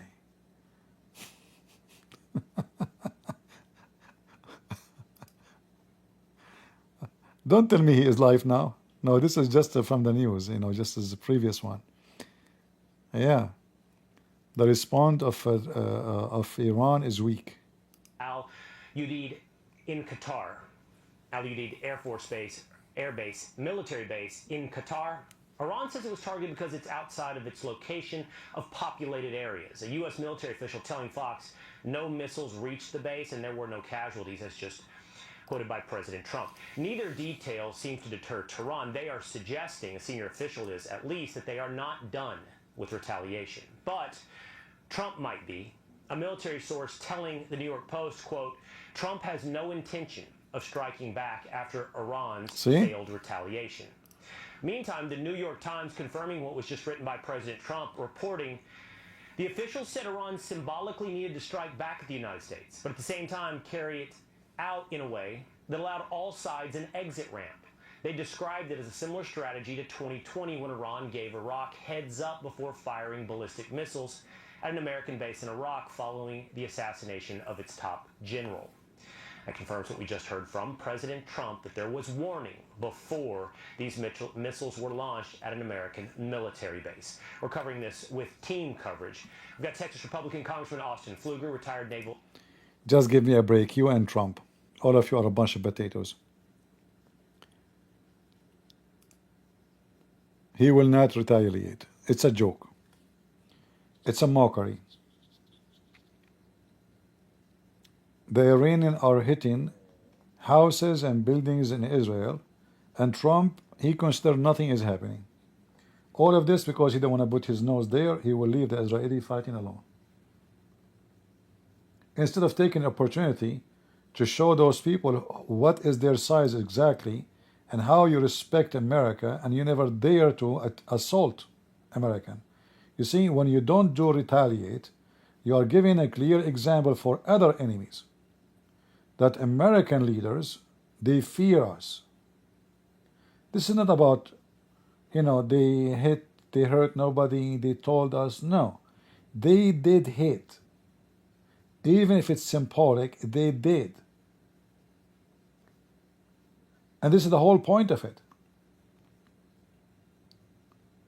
So why you allow them to get away with their propaganda? Why you don't hit them back?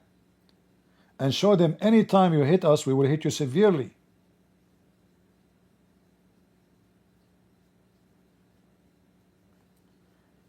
As we just heard, last time, the Iranian, they hit the American bases in Iraq, and more than 23 soldiers have severe injuries. Trump, he went on TV, he says nothing happened. If one of them get killed, I will respond.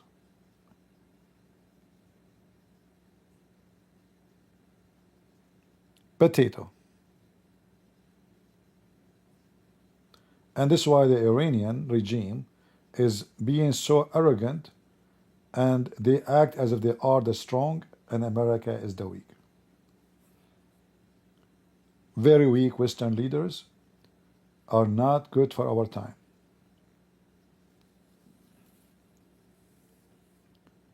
Very disappointing. We pray that the Iranian, they will make a bigger mistake.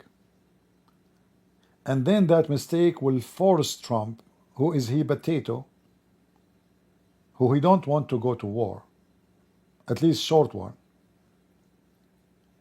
That mistake will force the potato Trump to do something serious. I hope the Iranian would do such a mistake, because I know Trump, he will not do anything.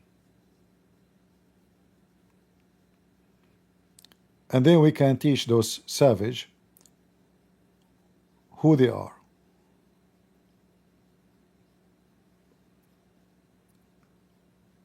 You can't be nice and kind with savage. Nobody can win a war like this. This is not a war. This is a mockery of the American, mockery of the Israeli, abuse to the Israeli, abuse for the whole area. This country, Iran, is acting as if they are a superpower without having a nuke. So what will happen if they have nukes? What do you expect? Just imagine.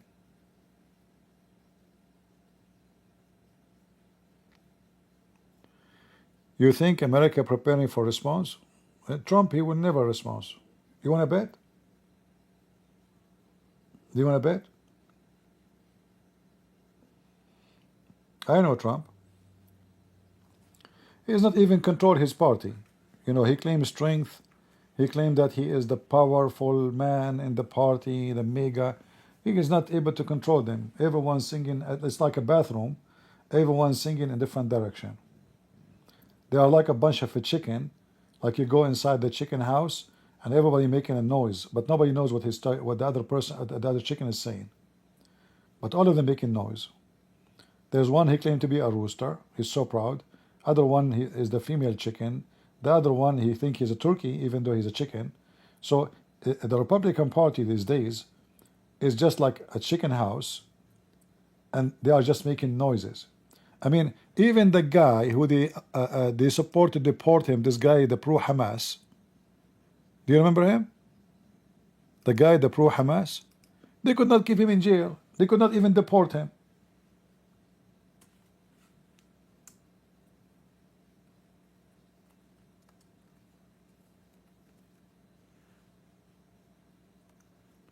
What kind of a president this president is?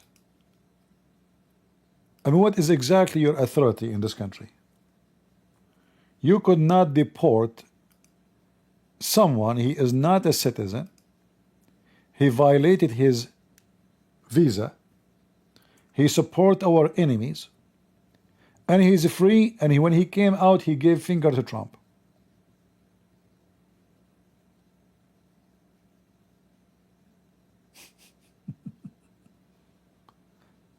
Have you ever heard of a president he could not deport one person?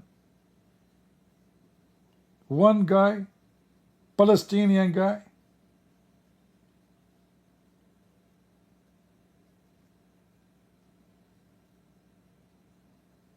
And not only that, by their stupid action, they made the guy a hero.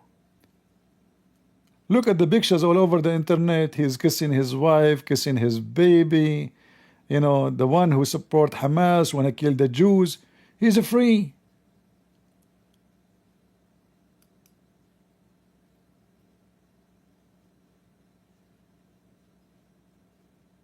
And he is laughing at Trump.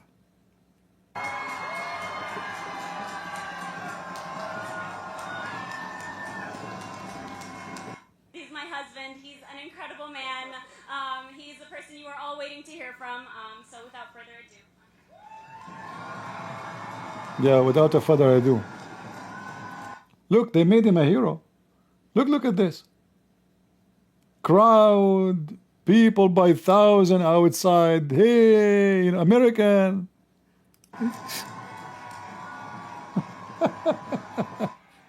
Well, who is Mahmoud Khalil? Who is he? Piece of shit. That's what the administration has tried its best to portray me as someone who's violent. No, you are not. Mahmoud Khalil is a human rights defender. Right. Mahmoud Khalil is a freedom fighter. Right. Mahmoud. He's a freedom fighter who support Hamas. Hamas is a freedom fighter, right? Yeah. Big failure for Trump. Not only they could not get him out, they made him a hero. Like, if they did not arrest him at all, that would be better. Nobody knows about the guy. But now they made him famous. They made him superstar. And they did nothing. So what you did exactly?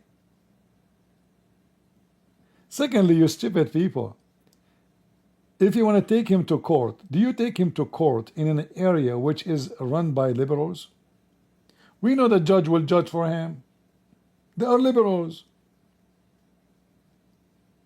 Like, what about you wait for him until he go to different state, so he will be under the rule of different state and different judge and different territory? Why you arrested him in New York or New Jersey, wherever he was? Why you do that?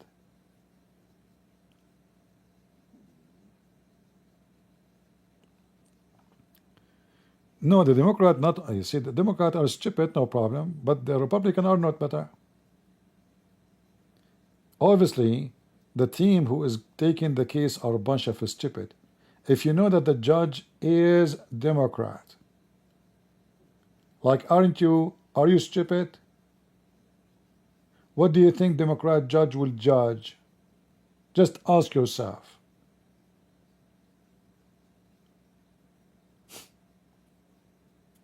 So why you arrested him when you know the judge is going to be Democrat? Why even you arrested him in such a way?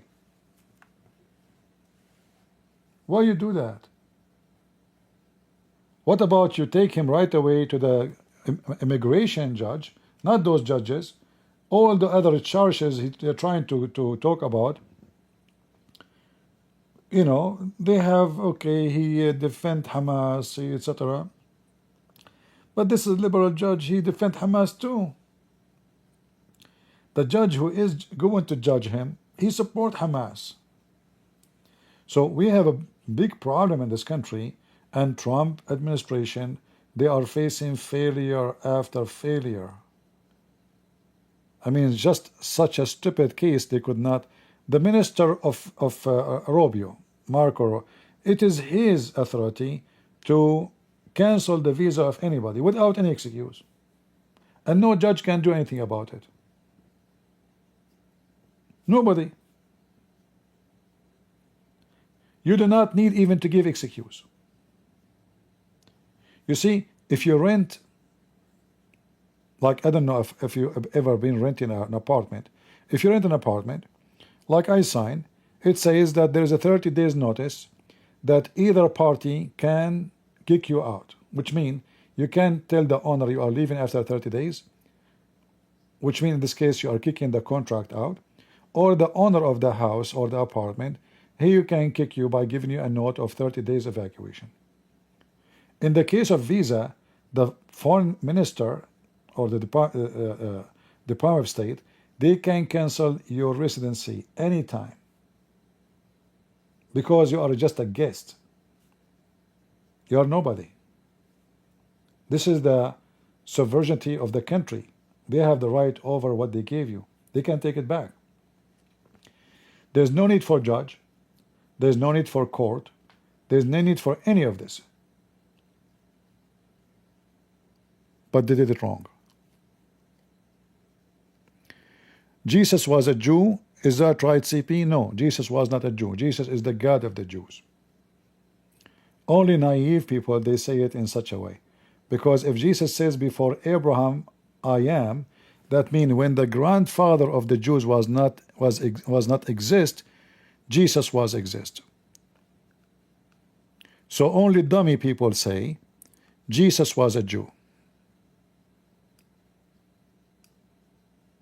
And you are a dummy. Do you want me to make you famous?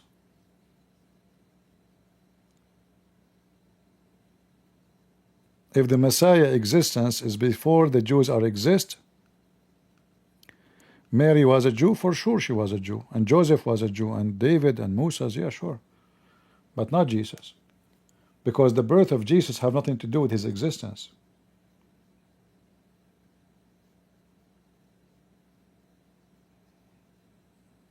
All right.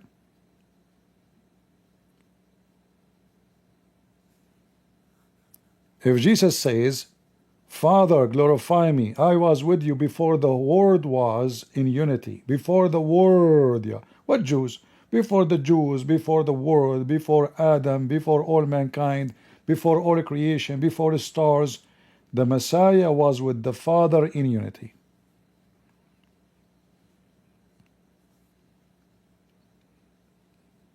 All right. But people say silly stuff. They are shallow-minded, so they say something silly. And if you are silly, you do silly stuff, don't you?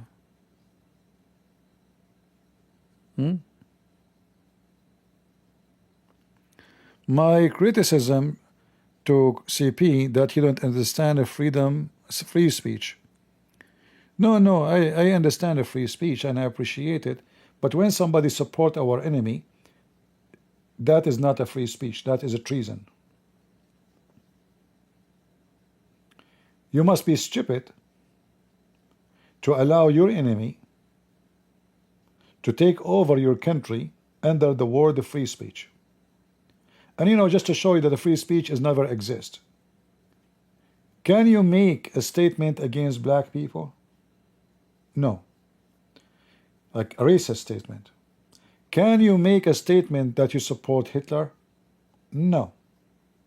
So where is the freedom of speech?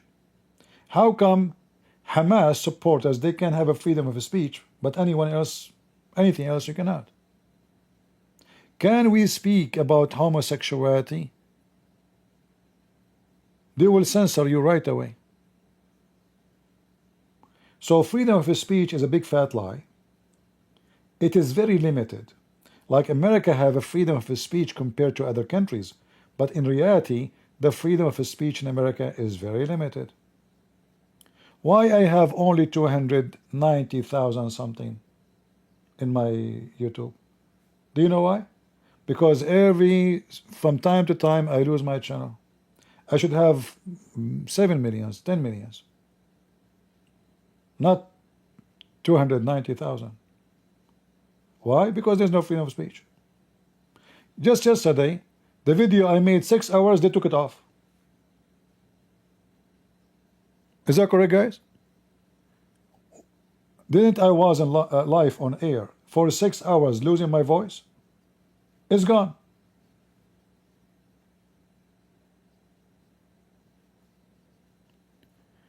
They will find any reason to censor you.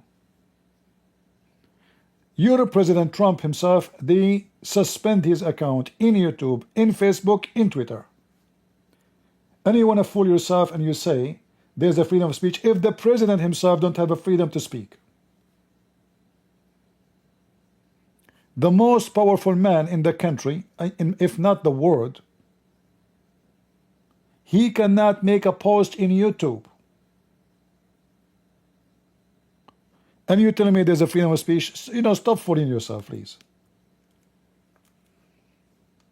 Yeah, the problem, Christian Prince don't understand the freedom of speech. Freedom of speech, my butt, my friend. You are just fooling yourself.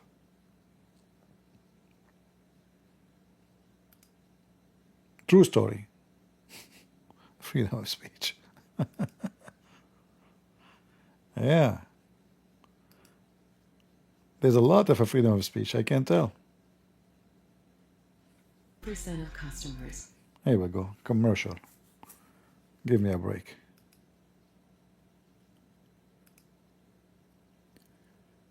Is this attack on Qatar gonna divide into war or Shia Sunni? My friend, they attack nobody. What attack on Qatar? This is just attack on the space. They hurt nobody. They did not even kill a chicken. They told the Qatari 2 days in advance we will attack you, but this is fake. It's just to make ourselves responding to the American. There's no attack. Do you really believe what the title says? Qatar is the most close friend to Iran, and this is in total agreement with between both of them. Don't fool yourself.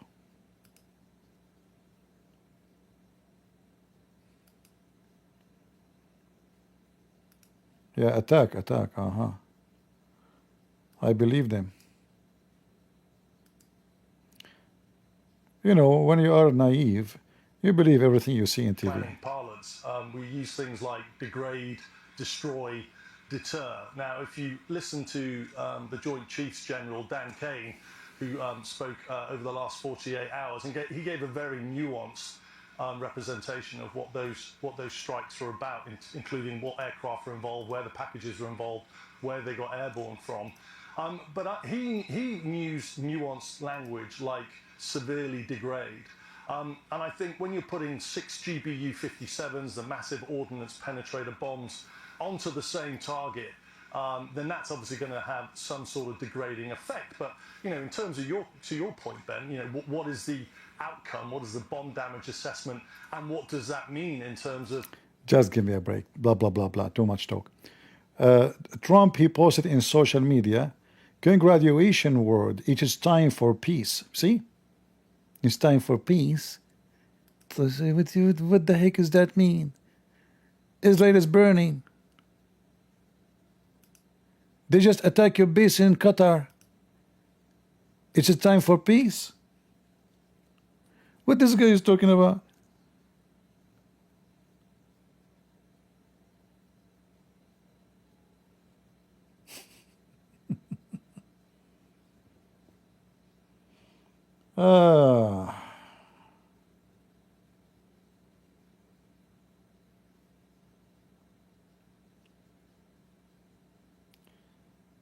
Lord have mercy. I would like to thank highly respected Emir of Qatar, the supporters of Al-Qaeda and Hamas, and the one who gave them a lot of money for all what he has done in seeking peace for the regions. Yeah, the Prince of Qatar, he is mean, he love peace. The Prince of Qatar is the most powerful piece of shit in the world. Right? It does go down. What the heck is that? He want to sell a t-shirt? America? All right. Iran has officially responded to our elaboration of their nuclear facility with very weak response, which is we expected, and have a very effective countered. There have been 14 missiles fired, so they sent 14, not 3. I thought 3. 13 were knocked down, and one was set free because it was headed to non-threatening direction. I am pleased to report that no American were harmed and hardly any damage was done. Most importantly, we have gotten it all of their out of their system. What does that mean? And they will hopefully be no further hate. Man, I want to thank Iran for giving us early notice, which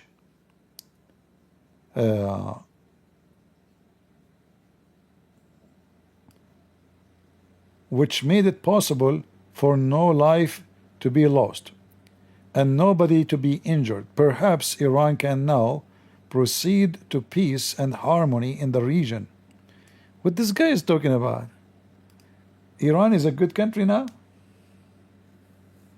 Proceeding for peace?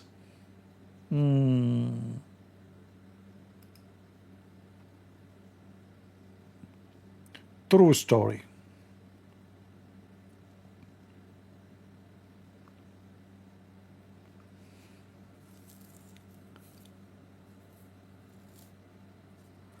True story. And the Iranian, they are saying, we send a clear message to the White House. Guys, that is just funny and stupid. That is really so dumb. I don't know who is the dumb. I mean, who is more dumb, the Iranian or the American? Trump or the mullah? Who is really the most dumb here? That's so dumb.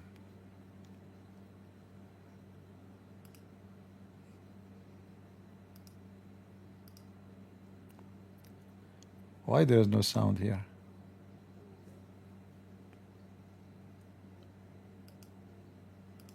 I don't know what happened in this channel here. There's no sound.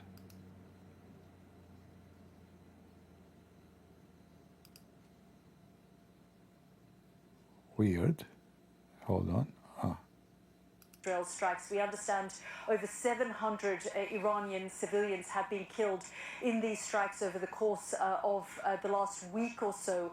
Israel has also spoken about regime change, but ultimately when the Iranian public is currently, there is no love lost, by the way. The bulk of the Iranian people are, no love lost between the regime and the Iranian people. And we've seen over the course of over a decade, going back to 2009, when people have been protesting against this regime. But ultimately, with Israel's actions, it certainly doesn't put Israel in a favorable position when so many civilians in Iran have been killed as a result of these strikes. So first, let me be very clear about it. We have nothing against the Iranian people. On the contrary, we respect them, we pray for them, and we targeted military sites. And if there were any civilian casualties, we regret that. We have the precise ammunition, and we targeted nuclear sites and military sites. Regarding the regime, it's not up to us to decide whether there will be a regime change or not. I hope it will happen for the people of Iran. They are the one who suffered for 46 years, and they are the one who paid the price since the revolution. So I hope that for... I have to say, I like the Israeli accent. Anyway, you see, as long as you're a great casualty, you will not win the war in the way you should. It's a war, potato. What we regret casualty, and our war is not against Iranian. What the heck does that mean? I mean, I understand diplomacy, that you don't say what you want to do and you don't do what you want to say, or what you say. But give me a break. Just give me a break. Even my stomach don't like what you are saying. The enemy wish to eliminate every single one of you. Death to America, death to Israel. And then the Israeli have to be politically correct. The thing that so we saw in Israel, we regret any casualty because simply we are trying not to take the casualty. So and this is why you're not finishing the war fast. You call them, you tell them we want to hit this building. And then the terrorists, they run away. You call them, you say to them, we want to hit this building, they take the uranium out. When those people will learn that you cannot win the war by wearing a suit, it's a war. Do you know what war means? In war, people die. It's a war.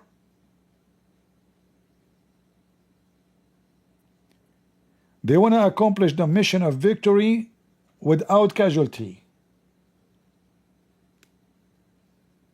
Lord have mercy. Clark, we've been watching the developments over the course of the last few hours. Speaking there to the Israeli ambassador to the UN, he sort of dismissed the idea that this was staged. He said this was a direct attack on a US base. But from what we know, this is now both sides attempting to de-escalate the situation, the United States and Iran, and for Iran to find some kind of off-ramp now. It looks like it, yes. The Iranians certainly were never going to let this pass without a fairly quick reaction. And I think there's quite a lot of indication that the Ayatollah Khamenei has actually devolved quite a lot of immediate decision-making to the chiefs of the IRGC, the Iranian Republican Guard Corps. And they were certainly never going to be backward in the way that they responded. So this has been a response. It had to be quite quick. But it is a measured response. It's still a violent response because it could have gone wrong. But attacking Al Udeid is the base at Al Udeid, the biggest American base in the region, and it has high symbolic value because of all the things that go on at Al Udeid. But equally, giving notice of the attack in effect and making sure that they attacked a very heavily defended target, I think was a way for the Iranian. All right, our friend here, Christian Prince Islam, saying. Weapon industry would be the war to continue forever. My friend, war is happening everywhere. The weapon industry, they will never die as a business. It is the most successful growing business ever. Because there's a competition around the world who is going to dominate who. So don't think if there is war or no war, the weapon industry will be always in the top. And people will buy weapon, there's war or not.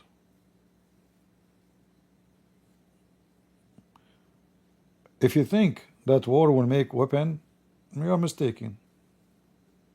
They make it anyway. The buyers are there.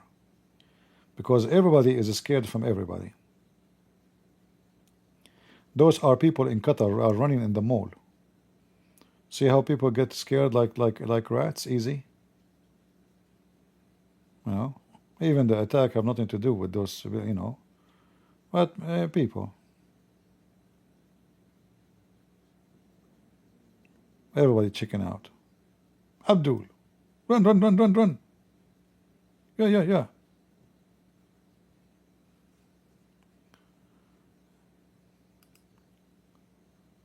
There's two industry, they will never die. Garbage and weapon. Like if you want to buy stocks, go buy garbage stocks. They will never lose. Because as long as there's a human being, there's shit and garbage everywhere. They make money from collecting the garbage, from the recycling. They make money for free because they take your recycle for free and they make a lot of money from it. So their stock will never lose. So if you want secure investment where you will never lose, garbage. All right? If you go right now, check in the stock market about garbage. Garbage, I'm serious. Garbage stocks. You will never lose. It's very stable because always there's garbage. Always there's garbage. And then the war, because peace will never happen. And if now we have peace, the people are buying weapons to prepare for war. And the competition, like even when you buy weapon, are you done? No. Because the weapon tomorrow is smarter than the weapon today. So if you have weapon from yesterday, is useless.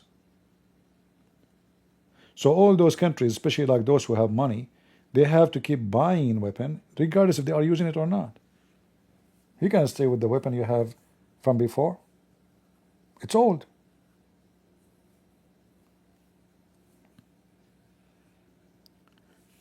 Like now the Saudi, they are ordering, I don't know how many airplanes from USA.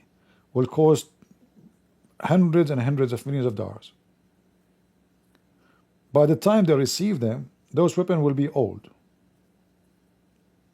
And they will be outdated. But they will think that we are stronger because simply now we have those weapons, so we can fight our neighboring countries, but we cannot fight the one who we've bought the weapon from them because their weapon for sure is way powerful than what they gave us. So even when you buy a weapon, you know that your weapon you're buying is limited. As long as you are not the one who make it, and you are not the one who is, let us say, proceeding in advantage or advanced technology. So the industry of war is always going to be there.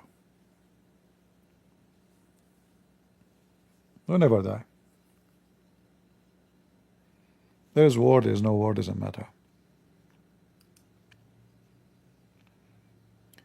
And you know, in case you do not know, that even there is some weapon or ammunition the army destroyed if they don't use them for some time.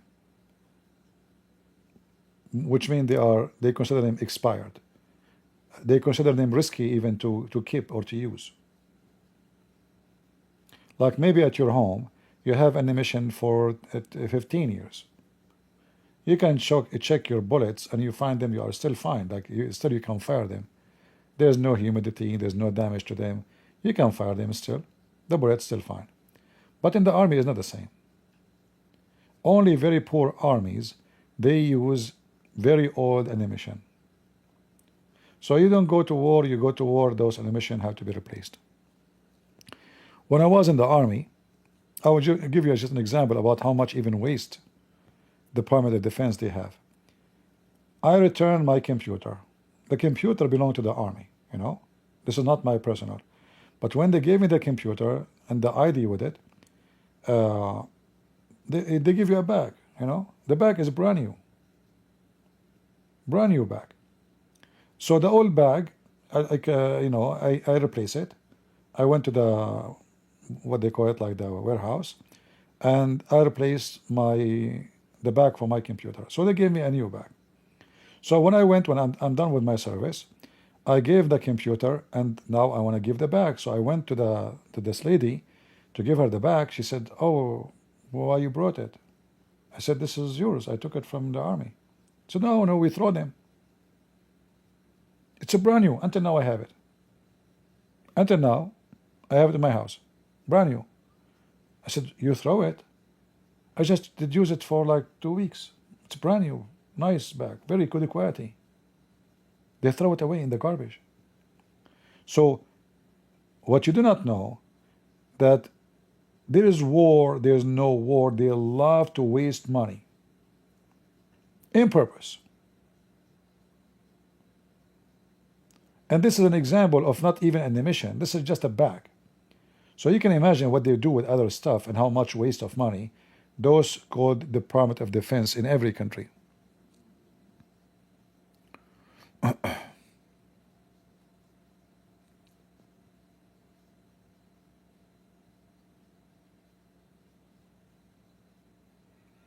Yeah, me myself, actually, I said I should complain, but I will complain to whom? Who's going to listen to me, you know? I took it. I brought the bag with me. I said, "Are you sure? So I can keep it?" He said, "Yeah, keep it." You know? I said, "Can you give me a paper that I don't want to be accused that I took something not mine from the army?" They said, "Are you kidding me? Just take it." You know? Yeah.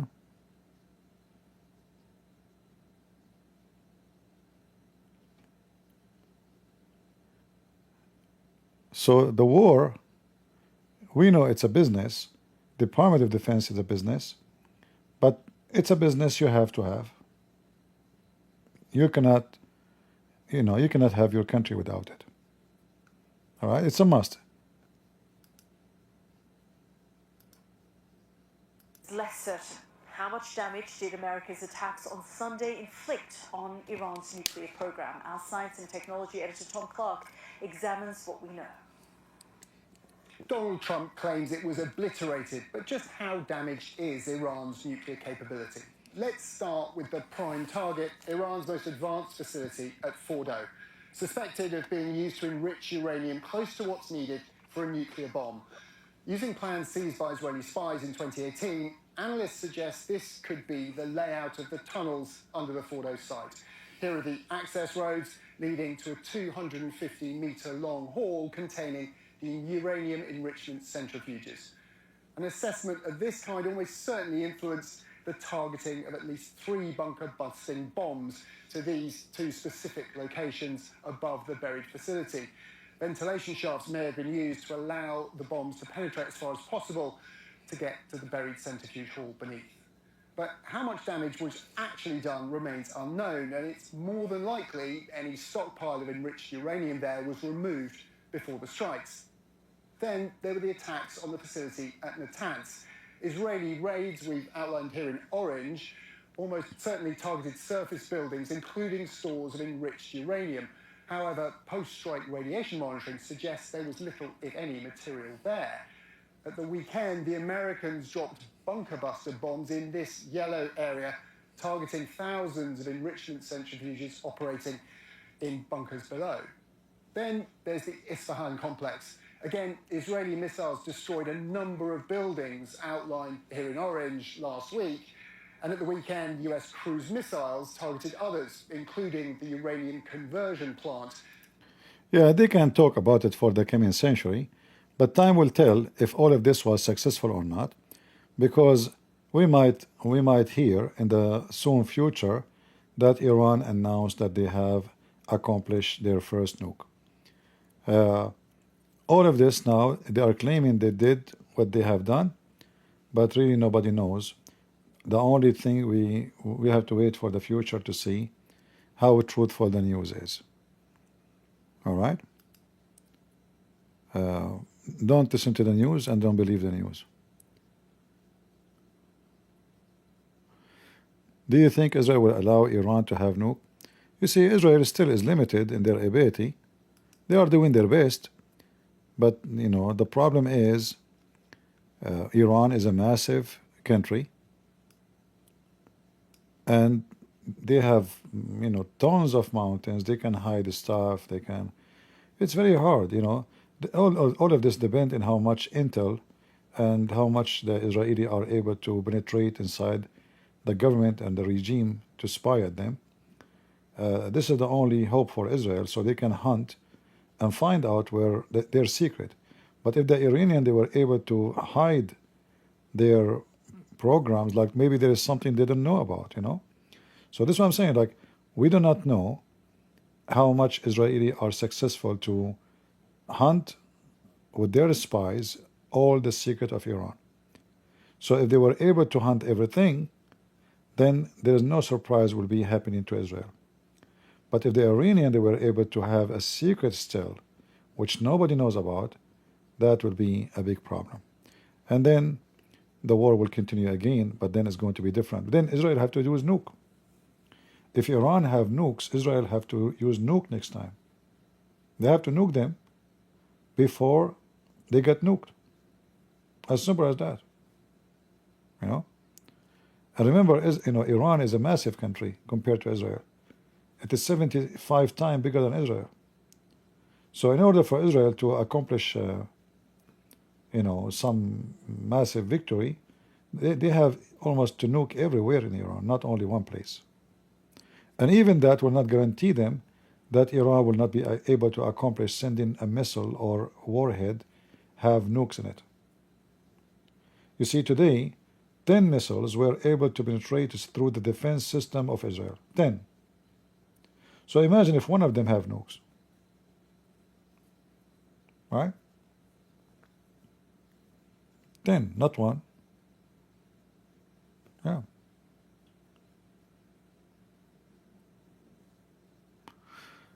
I heard that now the Israeli have a new system of defense join the other systems. Let us see how good this one is. Just started. And I hope they will get better in ability to defend themselves. But as long their system doesn't work like out of how to explain it to you. You see those missiles, they send them, they shoot them to the space, not directly at the country. So they go up to the sky, and then they go in outer space, and then they make like an arrow going in the direction of the target, but they don't enter the space until they are falling down, and that will give you only, I think, 2 minutes. So they are very, very, very high in the space. So the Israeli, when they are hunting, like when you see in the screen here, when you see those lights explosion, those are not the missiles. Those are the missiles after being destroyed. So there is many shots are done to destroy one missiles. One to destroy the missile, and then many others to destroy the fragment of the missiles. Those ones we see coming down are not the missiles. The missiles, the only time you will see the missile when it comes down all the way and explode. A real explosion. That is the whole missile falling down, which means they could not stop it. Otherwise, all those lights you see in the sky, those are not really the the explosion you see. Those are the fragment of the missiles, and they are being destroyed before they go down to earth to make them smaller, let's say. So they have a very short time and able to stop it. The only way for the Israeli for a future mission or future war is to have a satellite Star War system where the satellite will hunt those missiles from the sky, not from the ground. So they should have satellite on the space, watching the space 24 hours, 7 days a week, and those satellites are able to shoot laser maybe to destroy the missiles before they arrive to the territory. Like shoot them over Iraq, shoot them over Syria, they are in the space, yes. But waiting for them to come to your country, and you have only a minute or two to destroy it, that is extremely risky and dangerous. This is why the success is not perfect. So the Israeli have to change, or let's say upgrade and advance I'm sure this war will give them a lot of experience and see where is their weakness, so in the future they can fix it. And I hope so. All right? And I trust that the Israeli army and the Israeli scientists are very smart people, you know. So I have no doubt that they will do everything in their hand to fix this issue. I'm very sure about it. But as always you say, not everything you wish you can have. You know, it can be not. You know. It might take long time. It might take short time. But I know that the Israeli, they have the top scientists in the world. So if the Israeli could not do it, nobody can do it then. And now we heard about the Golden Dome Trump want to build over USA. And this is the whole purpose of it. They will use satellite, as I said, not a system in the ground only. So there's satellites who they are monitoring, and they will be firing. Like you see, the war in the future will be totally different from the war now. Like, you know, Trump, he introduced the F-47, I think he called it, right? 47. So this airplane have an army of drones fly with it. Drones. And this airplane is an AI. There's no captain in it. And this AI airplane control all the drones. So when there's a war, they will send one of those 47 airplanes. It's not 47 number of airplane, it is the name of it. And it have like hundreds of drones with it. And this airplane will control the target. So the war in the future is going to be AI war. It's not going to be handled by men. It's going to be all by AI. Which is going to make it really scary more. I mean, it can be more protective, but what if this AI went crazy on us and start shooting us instead of the enemy? You never know. You know? But this is what the 47 already is. It fly, I don't know how many drones they fly with it. Maybe 200, maybe 300, I'm not sure. So it's like a small unit of army, very aggressive and very precise, because simply everything is fast. Like the decision of the brain of a human being can take, you know, some time to process what I should do. But with those, the decision will take a part of a second. Like even here, like when Trump, he mentioned that there is one missile they did not shoot down. Why they did not shoot down? Because simply it was going to fail in an empty area. All right? How they knew it's going to fail in an empty area? The AI, right away, it calculate the target and where the spot is going to fall. So if the missile will not hit anything, why will we waste a missile to take it down? Let it go. It's going in an empty place. So this is why here he says 13 they were knocked down, which means they were hitting into a target, and the number 14 was taking the wrong direction, so we let it free.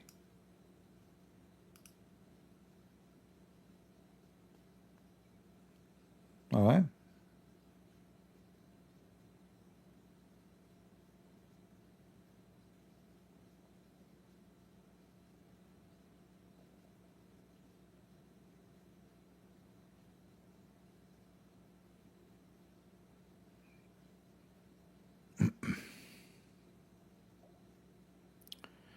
All right.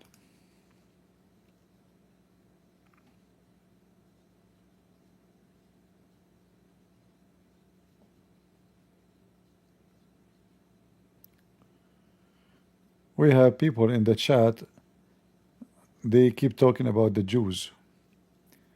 I see.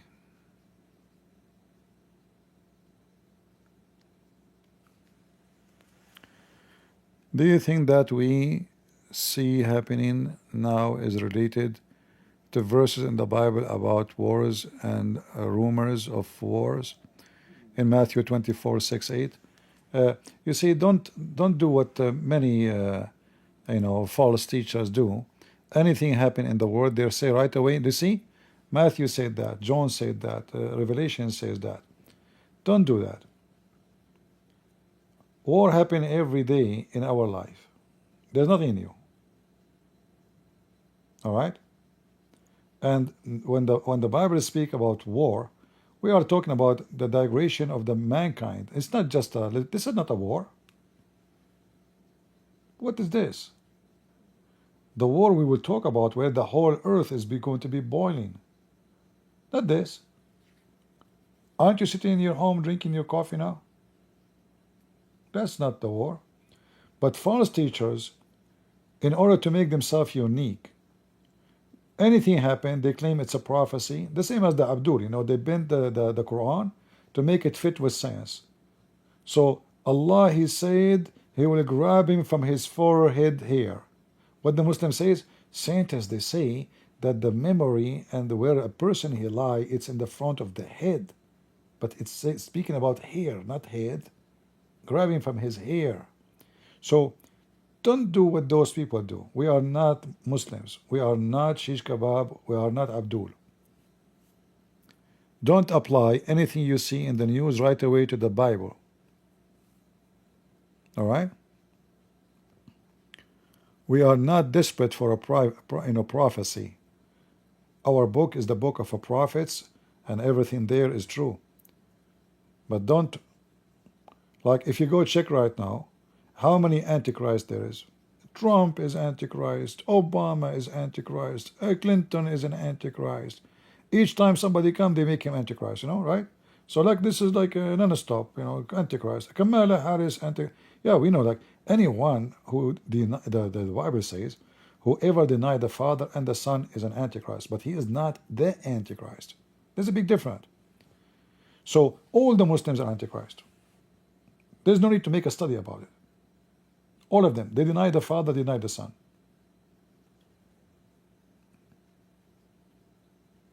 But businessmen, who they are trying to apply anything in the book on an event happening today to get the attention, the crowd. How I can make you listen to me? I have to make you excited. I have to make you like alarmed. So you will see a lot of people speaking about prophecy alarm. There's a guy in YouTube, he's a Christian supposedly, prophecy alarm. He go live. Iran is hitting, I'm sure he's live right now. I forgot his name. I'm not trying to put him down, but this is false. Prophecy alert. And right away he start posting for you verses from here and verses from there. And those verses will be used in the time of the Persian, 2,000 years ago. And they will be used 500 years after. And they will be used 10,000 years after to prove a point. But it cannot be about all of those. It's about going to be one occasion, not all of them. Like which one? So they are businessmen, like the false Muhammad, trying to abuse the scriptures and manipulate what the Bible says to make it fit with an event happening today. If a hurricane happened, the Bible mentioned it. Yeah. But there's many hurricanes happen. Which one? If an earthquake have a prophecy and alarm. In Japan, there's 1,000 of earthquake every day. I think they have like more than 2,000 earthquake every day in Japan. I don't know how Japanese have sex, by the way. I mean, you do not need to move. Just sit still. I think it's the best place for Arab to go there. Arab are lazy to have sex. So they just like, sit next to each other. I would want to say how. And then the earthquake would do the job. Like, would do, like a dryer machine and laundry. Right? Yeah. So don't listen to those people who try to apply anything in the Bible in something happening today. For sure, the prophecy is going to be about something is going to happen. But those people, they are abusing the Bible. And then, remember, when people, they do this, many people will lose their faith. Like, do you remember those, I think it was Jehovah's Witnesses, they announced the day and the time and the hour when the judgment day will happen, and they did calculation? Anyone remember? And then people, they start selling their houses. Poor people, believe them. And then the date came and nothing happened.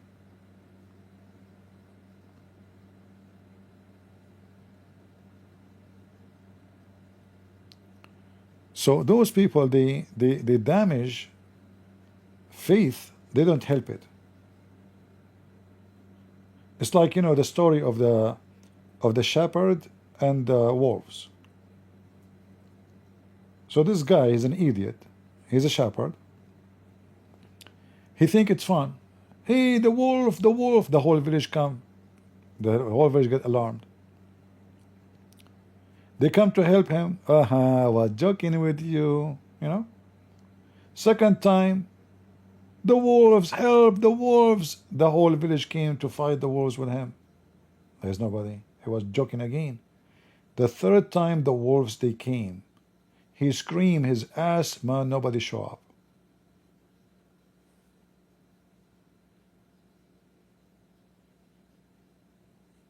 All right?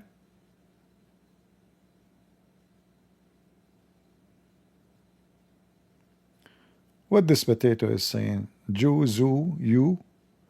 This guy, he have a mental issue, obviously. Let us send him to the zoo, as long he is trying to insult the Jews.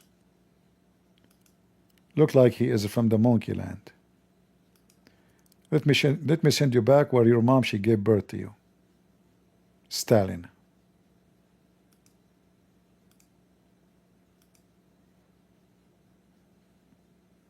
All right?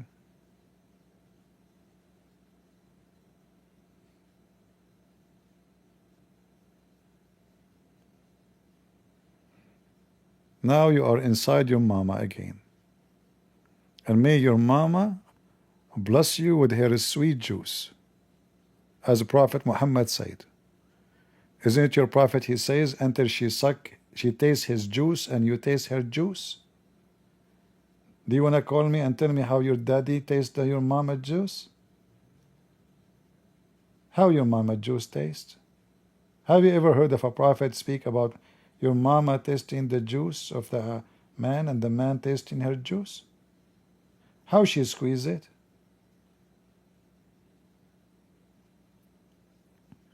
You want to troll us, Abdul?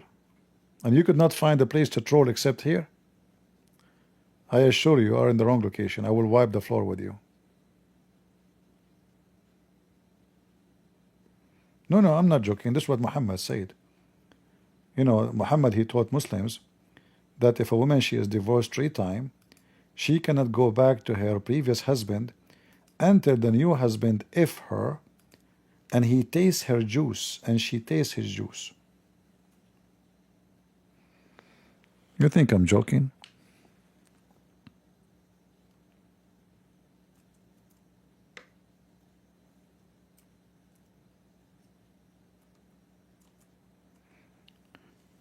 And by the way, this is not juice. The translation is false. It is the semen. Until he tastes her semen, she suck it, and until he tastes her juice, which is supposedly Muhammad, he claimed that women, they have semen in her vagina. The Muslim, they translate it as until she tastes the honey of the other husband and he tastes her honey. That's false. The word usayla is semen. All right? So she cannot go back to the previous husband until she get ifed, and the new husband, he tastes her semen and she tastes his semen. Very porn religion. Pornographic.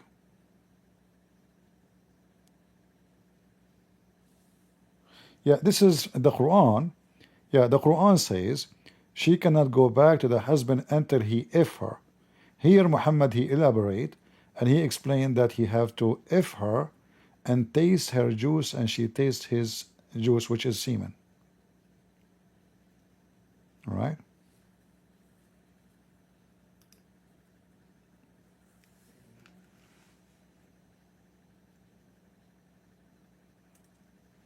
Very, very hippie sexual cult.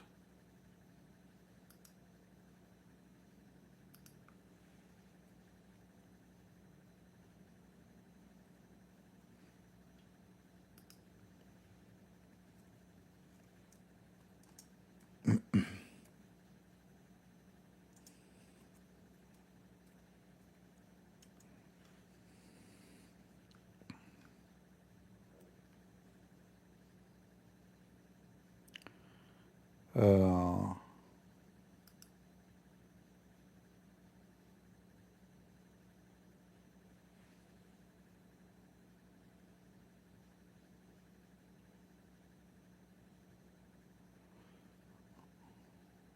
let us see.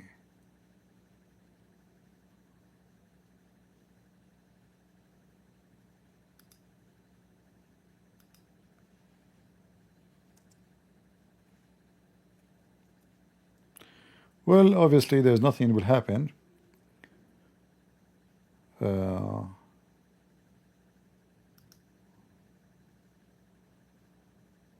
That is the news for today.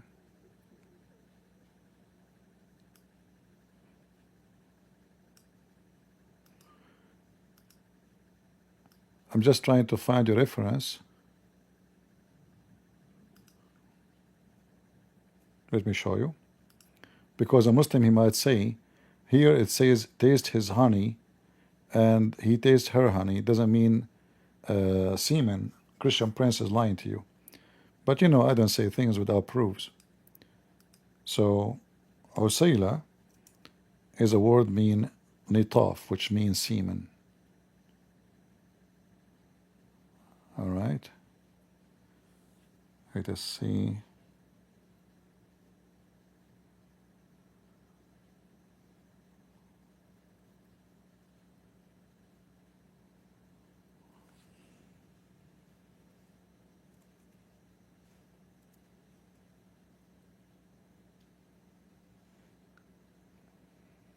Give me a second.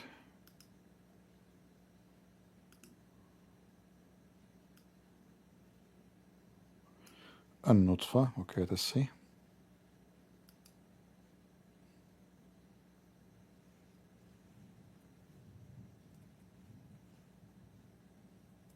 Here we go. So, and the meaning of Usayla is a semen.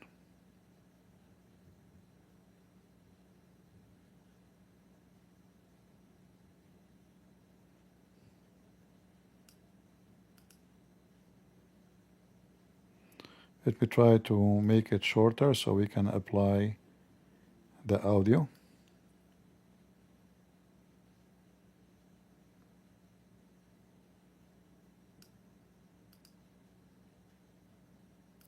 The meaning of Asila is sperm, and this agrees with what Al-Hassan al-Basri said. See? So what is the meaning of Usayla, the one in Arabic? Is semen. She tastes his semen,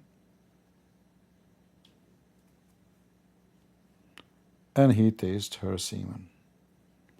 And remember, the Muslim believe that women have semen too. So you might say, oh, but women don't have semen.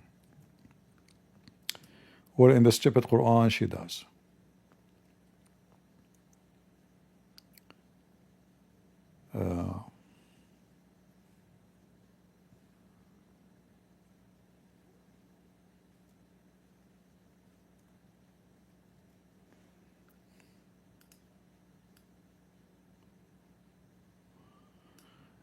All right, I think we have enough for today. What do you think, guys? Do we have enough for today?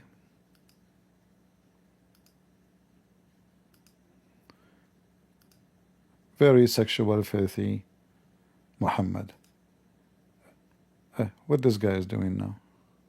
Iran. And we have the Houthis. All of their missiles and rockets came from Iran. We've got Shiite groups in Iraq funded by Iran. Now, why are they a state sponsor of terrorism? Because they sponsor terrorism all over the world, and they did it with petrodollars from the Iran nuclear deal and other sources of revenue, which was a really bad idea, and that's why Trump pulled out. Here's the reporting over the period here. Hamas-Iran alliance. Captured documents expose decades-long terror funding. So when Israel began to... Are you serious? I mean, even kids, they knew that. They talk about it in TV. Nasrallah, he says, yes, Hezbollah, they arm us, they give us salary. Give me a break, man. I mean, what those people are doing, they are doing presentation, go to war. Guys, I want to do presentation for you. Iran supporting terrorists. Yes, there is terrorists. They are called Hezbollah. Do you see this slide here? It shows Jerusalem Post. And here the Wall Street, and this is Reuters. Iran is funding Hezbollah. I mean, this is top secret, man. Are you sure? Oh, we are shocked. No way. Wow. We should do something about it. Where's my gum? Where's my gum? I need to chew it. Huh. Yeah, I need more. Okay. Now I feel better. Okay. I'm angry. Seriously, Iran supporting terrorists? Are you sure, Senator? And you brought those with you to the Congress, to the senators? I do not know, huh? They never heard of it. Like they killed 250 soldiers 20 years ago, 30 years ago. Didn't know about it. Oh, they attack our bases, they kidnap our soldiers, they kidnap American, they took hostages. Now they are in the... Chew it, chew it. You want gum? If you want gum, let me know. Huh? No, I'm not eating. This is for my throat. It hurting me from speaking for many hours. I don't eat gum, actually.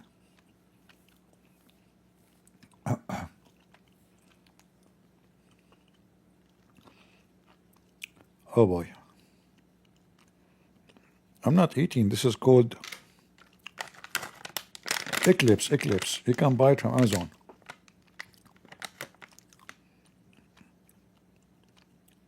It helped me, it helped me my throat will not go dry.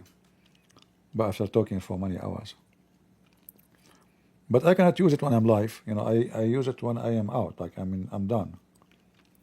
You guys keep me here for 10 hours. Okay? But I don't have those slideshows, like the senator. You can try it. It's cheap, actually. I think I bought it for $7. It have 180 from Amazon. Search it. It's called Eclipse. By the way, this is not. This channel is not sponsored by Amazon. I mean, you cannot watch one channel in YouTube. They are not sponsored by somebody. You cannot even. They are so mean. I hate those channels. I mean, even the guy who's supposed to sound good, like talking about this video sponsored by the battery of shish kebab. If you are worried about your battery dying, you better try this battery. And I assure you, he never tried. Like, imagine Sam Shamoun making an advertising promotion for shampoo. This is how bad the situation is. People who never tried the product, they never even have it for a second in their lifetime. They hold the product, they say, this is the most amazing. It have vitamin C and D and C and shit. I mean, all the things you need. Try it, and you will be like a horse. By the way, the doctor told me my health is not doing... I mean, the whole video is talking about his health is not doing good, and then this vitamin so good, Anyway, and people buy, you know, just promote something for them, right?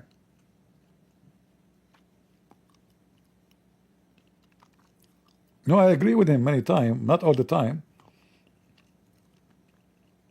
I don't agree with everybody. I don't agree with myself all the time, you know. You have to disagree, otherwise there's something wrong. All right. Um,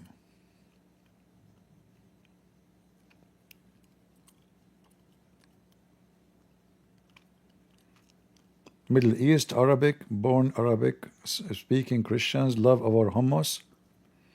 Where you are from, my friend? J. What do you mean love our hummus? Where are you from? Which country? Are you from Israel? Yeah, I like hummus. I like falafel. I did not eat for long, actually.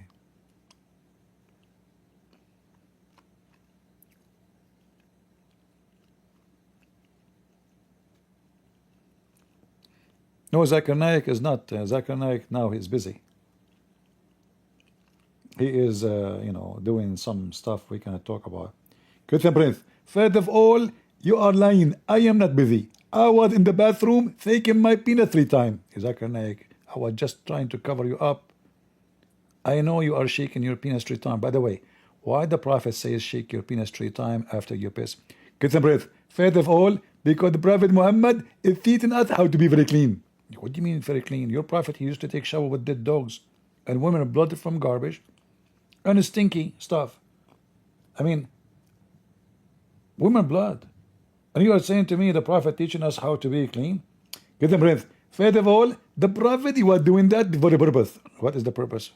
Because simply, the Iranian and the Israeli, they were at war. Look, what does have to do with this? What Iranian and Israeli have to do? What war? Get them breath. The war between the Persian and the Israeli and the dudes, they always exist. So Prophet Muhammad, he jumped in the dirty water. He jumped in the dirty water. Exactly. Because the missiles were flying. I was wondering why Prophet Muhammad, he jumped in the sewage. It turned to be because of the flying missiles. Get them breath. This is the third time you said something truthful. Like, Abdul, what's wrong with you? There's no missiles in the time of the Prophet. Are you okay? Get some breath. You are so stupid. At the time of the Prophet, people, they do fart. And they fart a lot. They fart.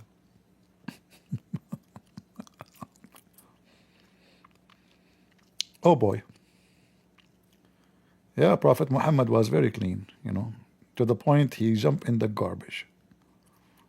He must be very clean. Where is the picture of Muhammad in the garbage? Here we go.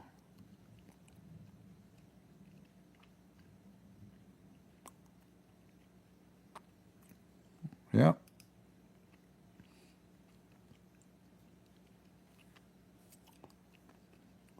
All right. So guys, the breaking news is it turned to be broken for real. There's no news in the news. It's just a fart. Iranian fart. Trump fart back at them. There's no real war. It's a joke. It's a mockery. And I hope the Israeli will accomplish victory soon. And I hope if you are an Israeli, please do me a favor. Tell this Netanyahu, attack the electric grid of Iran. Attack their communication system. Stop being stupid. Attack every single tower for signal. Attack the electricity. And that will stop everything. And that will make, until now they look fine.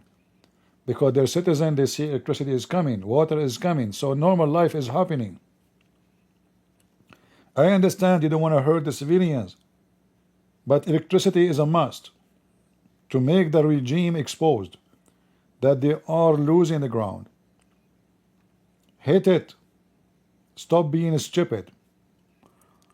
So if you are an Israeli, please carry my message to the Israeli government and the IDF.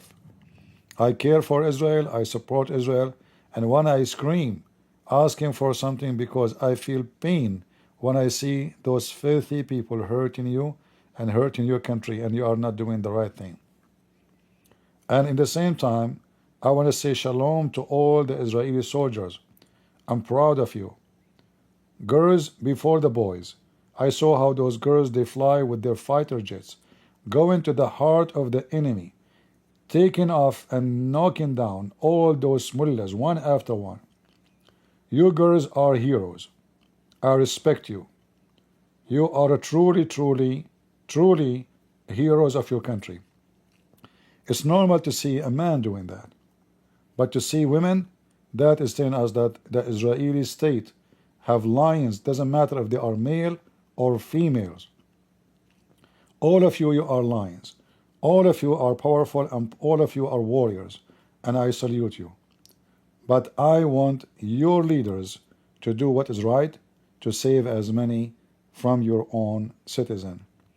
It is very painful to see your buildings being demolished. This war will continue as long you don't cut the vein, cut the nerve, cut the lifeline of this regime. And that is start with electricity and water. Then people will revolt. People will go against them. People are people, doesn't matter which country. If Trump, he go in this, make a speech now about how progress we are, and we have no water, we have no electricity, we have even our poo-poo is not going. Do you think I will appreciate Trump's speech? Nobody can live by those speeches. People, they count first what is necessity for life. We don't want to hurt the civilians, but this is the way to end the war fast and to make the regime exposed with his weakness. He will beg you to stop then. Hit the electric grid. Do it now, not tomorrow. And you will see how my advice works. So I might go live again later. We were going to go about this lesbian boy to make him shish kebab, but no problem. We'll go maybe tonight or maybe tomorrow. So guys, did we have a good time? I hope so. All right. And if you want to take a selfie with the Prophet Muhammad, if you are a Muslim, please feel free. Prophet Muhammad is the best between all mankind. He was so clean, and he takes shower with dead dogs and women blood from period and stinky garbage. And that make him the most unique dirt bag ever. He's a prophet. He's so clean and he's holy. Yet he takes shower with dead dogs and women blood from his menstruation. By the way, according to science, women menstruation blood is very healthy. You can use that as shampoo. In many civilizations, they used to use it as a bamboo. Like depend where are you from, you know? So like the same word actually, shampoo is bamboo, you know, depend. If you're an Arab, everything is shampoo. Bamboo, balboo, you know, it doesn't matter. It's all shampoo. Like the Israelis now are hitting Iran, wiping the floor with their air forces, with their security, with the police, even the prison, they open the doors for it. What the Iranians say, this is nothing. That was shampoo for us. It's nothing. You know, look at me, look me. I'm the mullah. I would take a shower in front of you. They get naked. Nothing happened to me. I'm still alive. Shampoo, shampoo. The Israeli, they hit the second day. They wipe the floor with the mullahs again. They take off their panties, the laundry, everything. The mullah, he go on TV. Brothers and sisters, they did nothing. They just hit us with shampoo. I tell you, we are fine. Even more than 80% of my leaders are dead, but who care? They are with Allah, enjoying shampoo. Okay. Third day, the mullah, he come and he have only 2 guys next to him. There was 300 next to him, like the Spartan. And then he will say to them, yes, we are going to do retaliation against the Israeli. And don't worry, everything they throw at us is not nothing. It's like shampoo. It's true, from the 300, I have only 2 with me. And I might be the next, but who care? We will be with Allah soon doing shampoo. So the Israeli will keep doing shampoo until there's no shampoo left. So why don't start with the electricity and finish with the shampoo? So we will not see those guys on TV no more. Hit it. Hit it and let the shampoo go in the sewage. So I want to say thank you. May the Lord bless you. And we pray for Israel to have victory soon and peace. And peace for those who love peace, and no peace for the wicked, the Lord said. And we are who? We are the crusade. And who is our Lord? God is good, so is Jesus. He is the good shepherd. He is the good master. He is the good teacher. He is the only one. He can save us from the evil and the wicked. However, we have to be warrior. We have to defend the meek and the weak. We have to be strong against the aggression, against the evil. Don't let them take over. That will be your fault. It's your duty and it's your time to be a warrior for Christ. Defend the truth, and the truth will set you free. And we are the crusade. See ya.